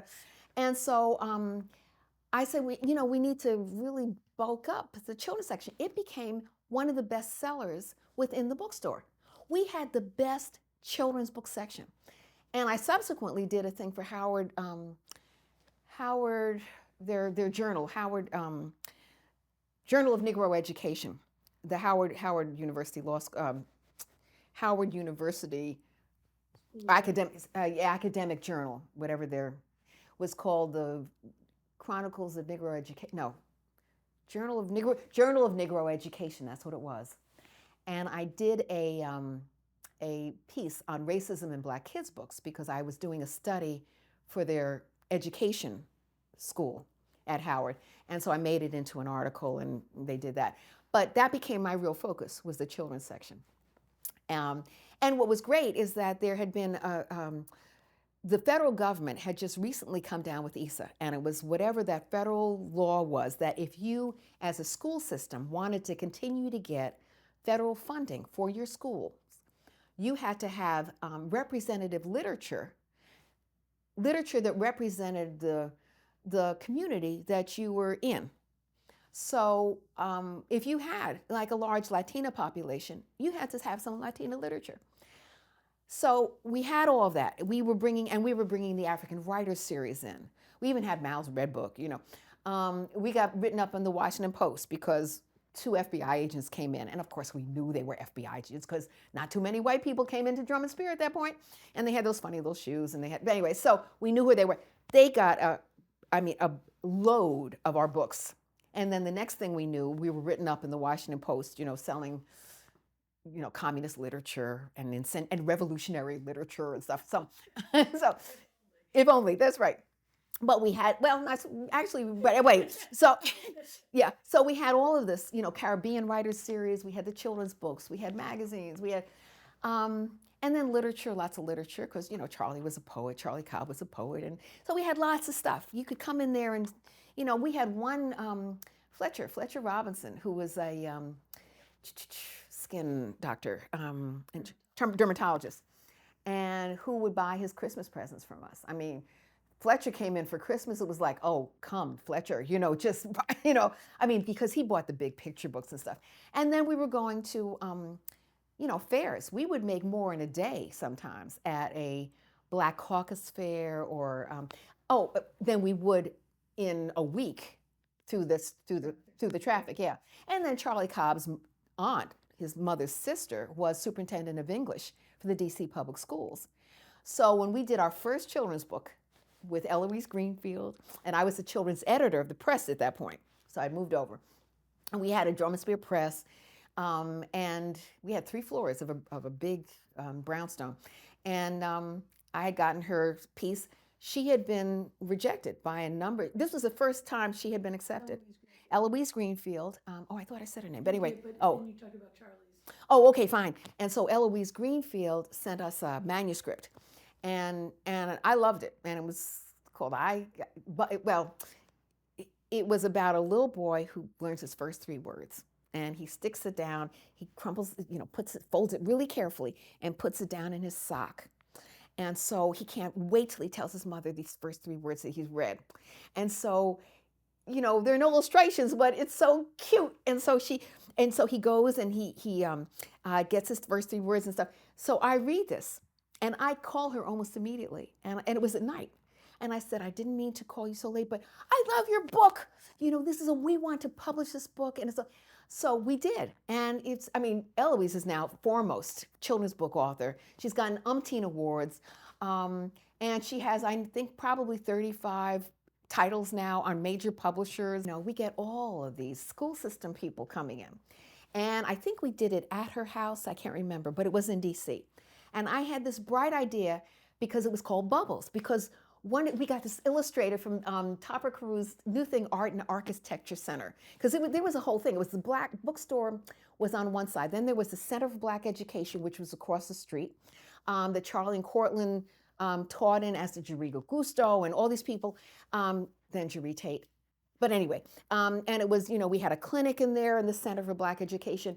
There's somebody in DC, Kojo Mnambi, who now has a big time radio program. He learned his stuff at the Center for Black Education. We had a lot of stuff going on. And then down the street, we had, aligned with us was a cultural center and stuff. So there were all these things going on. Then there was a graphics place, the New Thing Art and Architecture Center. So we pulled this Black illustrator who did the illustrations for Bubbles. And so what I remember is this cute little boy, and he has this bubble in the first 3 words and stuff, and it's too cute. Okay, so we have this book party. Eloise comes. I think it is Aunt Charlotte's. Charlie's Aunt Charlotte's house, but certainly it's at somebody aligned with Charlie, and it's in one of the the row houses, and it's original wooden floors. I have this great idea of doing a bubble machine, right? So the bubbles come out and they're soapy. So I swear to God, people are having to hold onto the walls in order to walk down these halls because they're slipping on these wooden floors with the bubble machine. Yes. But it was great. And Eloise was so pleased and stuff. And then we did the Palestinian poetry book. Oh God, I almost remember the name of it. Um, Something about the mask. I can't remember, but it's a Palestinian poetry book. Oh, and Pan African Revolt, history of Pan African Revolt. Yes. Well, because it really was Chocolate City at that point. I mean, and um, we had had an office there. There had been an office, from the challenge on, and then Marion and Betty Garman were working in trying to get still is trying to get a vote for the district, and so there was a lot of kind of things, but also because it was so heavily black. And people knew it, and I think that was part of it. I mean, folks had gone to Howard. They knew everything about DC. Charlie was born. Well, I mean, Charlie's folks were here. There were just a lot of things going on, I think. And Ivanhoe, there was the Institute for Policy Studies, where Ivanhoe was a fellow, and other people. There was it became a nexus, I think, for a variety of reasons. Yeah, and then it was the federal government was here. And so you could have some impact in some ways. But mainly it was that it was Chocolate City. Yeah. See, I mean, when I went to Swarthmore, I was going to be a social worker, okay, which is good. You need them. But one of the things that took me off was I found out when I got to Columbia, and still thought I was going to do that, that you had to take chemistry, because then you had to do all the sciences. But in addition, I now had this thing that I liked community. I liked the community I'd had in SNCC. And so a lot of what SNCC taught me about what you were supposed to be about and whom you were supposed to do it with, and the general politics, the politics of stuff, I then have carried with me through the rest of my life. So yeah, it's at the bookstore. And then when I leave the bookstore, I work as the assistant and then the director of the Black Student Fund. And one of the founders of the bookstore, Ann Holloway and Marvin Holloway, were part of that, but it was Ann Holloway who was the director of that, and she subsequently becomes staff director for the Senate Subcommittee on Africa and all this other stuff. But at that point, she was director of the Black Student Fund, which gave funding to Black kids who wanted to go to any of the private, otherwise known as independent schools in the Washington area. So it's Civil Friends and National Cathedral and Georgetown Day and Holton Arms. And so I then go into that, and then finally got my degree, because I certainly didn't get it at Columbia or at Swarthmore. And a SNCC person at Antioch, the Baltimore extension at that point, says to me, look, I am director of admissions now. If you want your degree, you need to come quick, because I don't know how long I'm going to be here. So I went through and I did a lot. I had already done a lot of work around children's literature. That's right. So I write my paper on racism in Black kids' books. That's what subsequently becomes the Journal of Negro Education article for Howard University. And so then I'm trying to think, I get into film because Henry, while I was down there, knew a good friend of mine, Mimi Hayes, who had married Curtis Hayes. She was from Chicago. She was in broadcasting. She was the only Black person I knew who had actually gone through Annenberg, one of the premier broadcasting schools. And so she had gone through that, and I think she was actually the first Black female to go through Annenberg. Anyway, she's now working with us at Drum and Spear. She knew Henry Hampter, founder and head of Blackside. At that point, he was thinking of doing what was then going to be either a 1 or 2 hour documentary on the movement. She puts me in touch with him. I'm still in DC. He asked me to do a chronology. And I think others may have been asked too, but I do, and I found that in my papers. I did like a 5-page with all these citations and stuff like this. Okay. So that was somewhere in the mid, when did I move? I moved up in 80, okay, I moved up to, yes. Somewhere in the mid 70s, I do that for him, for Henry.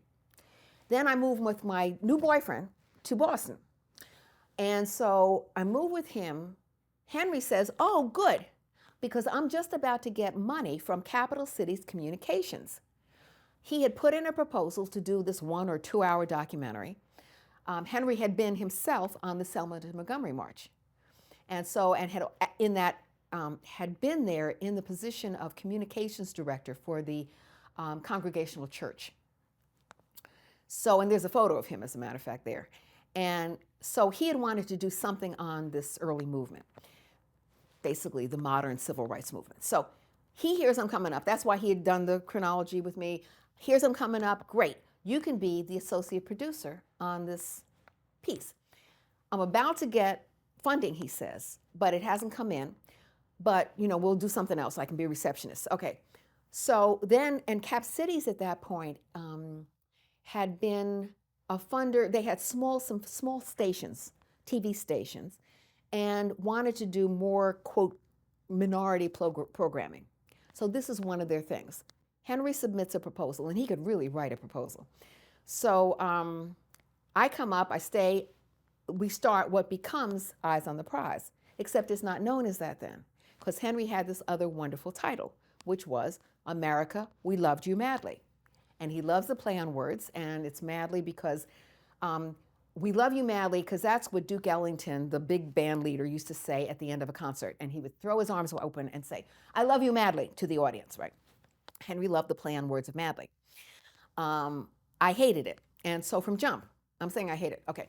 But I'm the only staff person for a while, for really 6 months. And I'm looking at all the research, I find Joanne Robinson, I do this, I do that. Then we get the staff in. And because Steve Fair, the writer, recently sent me a memo of what I said about the title. It's October '79. And I say, Dear Cap Cities team, y'all know how much I hate the current working title. Below are freedom song titles. They're in no order. Peruse, do whatever you want. And I have this list. And number 6 was Keep Your Eyes on the Prize.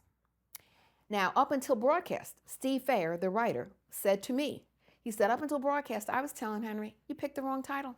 They'll never get it. They will never understand what this means. They'll make jokes about it. They'll say Eyes on the Prize. Okay, so anyway, I do that. Then I continue on film. But then I come back with my then boyfriend to New York. Don't have a job. Charlie Cobb's daddy, was the Reverend Dr. Charles Cobb, head of the United Church of Christ Commission for Racial Justice. He founded it. He was the head of it for 19 years. I come in first as a secretary. Then I become director of information. And the first series, I'm going back and forth with Eyes on the Prize. Stay up for a few weeks. I'm writing the weekly commentary for the executive secretary. And then I'm going back and forth. The second series, I stay up. That starts in '86, I think. And the idea is that I'll go back after the 2 weeks, after the 2 years, after my stint on Eyes 2. We don't know it's going to be 2 years, but I'm still keeping up with things. I'm writing the commentary. I'm doing this. I'm doing that. And then at a certain point, I say, no, I really have to stop this, but I will be coming back. But in the meantime, the whole United Church of Christ, which had 3 whole floors at this big building in Midtown Manhattan at 31st and Madison, decides that they want to get away from Midtown Manhattan.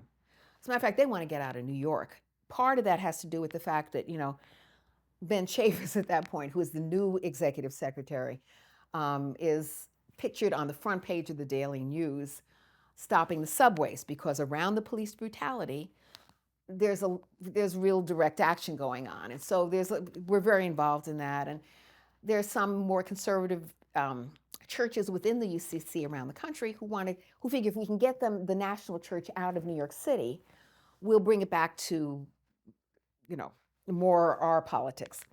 So I know while I'm up there that it'll either go to Cleveland or Chicago, or I think they were thinking of somewhere in the South, I can't remember, probably North Carolina because they're black. Anyway, I find out while I'm working on Eyes 2 that they've decided on Cleveland. And I tell Ben, I'm not going to Cleveland. Henry wants me to stay, so I stay there. So I stay with eyes. I stay through eyes. I become education director. People want it. We get a grant to do um, professional development workshops for teachers. I start doing that. Somebody calls and says they need somebody as part of their lecture series. Steve Fair says, give it to Judy. I, at that point, am frightened of talking to more than 3 people in a staff meeting. But I learned how to do it because I'm talking about the movement. So then I do all this stuff around the movement, and then I'm talking about Iraq, and then I'm talking about affirming. But all this stuff because, again, because of the grounding I get in SNCC. I know nobody's going to believe me when I say Iraq is a war of choice, but I'm going to show them a quote from the Wall Street Journal, and they're saying it's a war of choice. I'm going to show them an editorial from the New York Times. I don't use the Village Voice. I'm going to use paper of record. I'm going to use this. Of course, it wouldn't work now because Trump can say any stupidity and it doesn't matter that it's not true. But then it really actually made some difference that I could show real traditional media saying stuff. You know, I even quoted 4-star Marine Corps Major Anthony Zinni from the Washington Post saying, what are they talking about? It didn't happen from Iraq. I mean, so it's all of that, right? But I learned that from the fact that I knew you were supposed to really have hard evidence when you said anything, right? So, so I had been doing all this stuff. I decided I can't do this anymore, but I always had stuff with me when I traveled to lecture and do all this stuff. So I was doing sometimes 3 and 4 lectures a month through the lecture bureau. You know, they love Pennsylvania, they love Minnesota, they love, you know, so there were, I even went out to, oh yeah, it was hard. I went out to Alaska, and that was during, again, it became hard for me during the the move up to the Iraq War and during that whole period, because I used to really enjoy it because I would talk about the movement and who was really in the Montgomery bus boycott and Mrs. But with the Iraq stuff, I mean, I was almost booed by 4,000 right-wing students at Pepperdine. So it's like, it was no longer fun. But I also knew you're supposed to do that. So even at the NSA, National Security Administration, 5 layers of security, I ended up still talking about that. But I always had the goods because I learned it from SNCC and Minnis and stuff, right? So, Talk about what you're doing now with the SNCC Legacy Project. yes. So, oh, yes, please, yes. So now we have, mainly because of Cortland Cox, who was drum and spirit bookstore too, we have a SNCC Legacy Project, which has a few programs with Duke University. And it's because there's an institutional will at Duke, you know, when it comes to Wes and Naomi and a number of people at Duke, Bill Chafe, and John Gartrow. I have to make sure I remember everybody. And that there is that will. So they wanted us there. And what we're doing with them is a wonderful website called One Person, One Vote, and it's onevotesnic.org. And that is a website which we're now expanding on for the next 3 years. And we'll have not only SNCC folk on it, but also like local people. And people are doing interviews. Charlie Cobb's doing interviews. We're getting interviews from other sources. Because of your stuff, we're getting the Trinity SNCC papers. We'll get out of this. That, first of all, we were young. We were their age, particularly young people, that we were their age, that we weren't just talking about desegregating facilities, that we were talking about economic justice, that we were talking about the growing gap between rich and poor even then, that we understood about grassroots organizing. We were organizing not even the middle group of Black folks. We were organizing the lower group that did not have a voice. And so it's who we were organizing, why we were organizing them, and it was for systemic change. It wasn't just so more Black people could get the vote. It was, what is that vote? We had a thing that I think Cortland talked about, which was that the vote was necessary but not sufficient. And so that's what you see all the way through this. So there's the website, it's the ongoing program. We're doing other programs at Duke, bringing SNCC people in as archivists, as visiting activists and stuff. And then we just did a voting rights conference with them where we brought in young people from Black Lives Matter, the larger hashtag Black Lives Matter group, and this wonderful child from Dream Defenders. United We Dream, which is the group of young people who are immigrants and undocumented, and as well as the Dream Defenders out of Florida. Everybody, young people together with SNCC people, talking about what can we SNCC people learn from you, and then what can you young activists learn from what we were doing back then, and maybe adapt. Not always transferable, but where it is, let's talk about this and how can we support you. For me, I'm not passing the baton. I always remember Amzie and Miss Hamer. They did not pass the baton. Their thing is, we will walk along with you. Miss Baker, I mean, and we all know Miss Baker. Okay, Miss Baker, you never got a sense she was passing the baton. She was helping to guide us when we needed it. And so, for me, it's like, use me where you can. And, I'm doing some film stuff like Paulie Murray. We hope to get a doc. I'm still in film, but a lot more with the education pieces now. I think with the movement, I will talk personally. I think what the movement did for people, not just the country, but for people, is it transformed them. It made them realize they really could effect systemic change. Now, it wouldn't be everything. And I keep remembering what like E.D. Nixon and them said about how you may never see the change that you're working for, but if you do nothing, nothing changes for the better. It's your grandchildren and your grandchildren, they're all going to be sitting in the same doo-doo that we are now. So if you don't do anything, it stays that way. Part of it is that, but part of it is also what it does to you. I mean, the fact that I'm coming out of Tarrytown, New York, don't know diddly squat about anything, right? I come in, I see Gloria Richardson. I come in and I see young Black people as part of SNCC and white people, but for me, young Black people my age, and they're changing the world as I know it. And it's like, it changes everything for me. It changes what I think I can do myself. It's not just how the country changes, because that's major too. The fact that you got all these, and you really want people to know the women's rights stuff, the handicapped people's rights, all these rights stuff, Gray Panthers, LGBT rights, all of that stuff, the impetus for that is helped by what we were doing in the local movements. The way we expand the Democratic Party. The reason you can look at the Republican Party now in their conventions and it's all white, except if a camera finds one Black person on the floor. The reason the Democratic Party is different is because we force them to say that in the next, in the church amendment, 2 conventions down, the Democratic Party now, the delegations now have to represent the districts that they come from in terms of the ethnic makeup of those people, the class makeup of those people. So we did that. Mississippi people did that. SNCC did that. CORE did that. We changed fundamental stuff in this country. Didn't mean that you got rid of some of the endemic stuff, which is systemic racism and systemic economic disparities. But we did a lot. And what I learned is that I could do a lot. That was major. Yeah.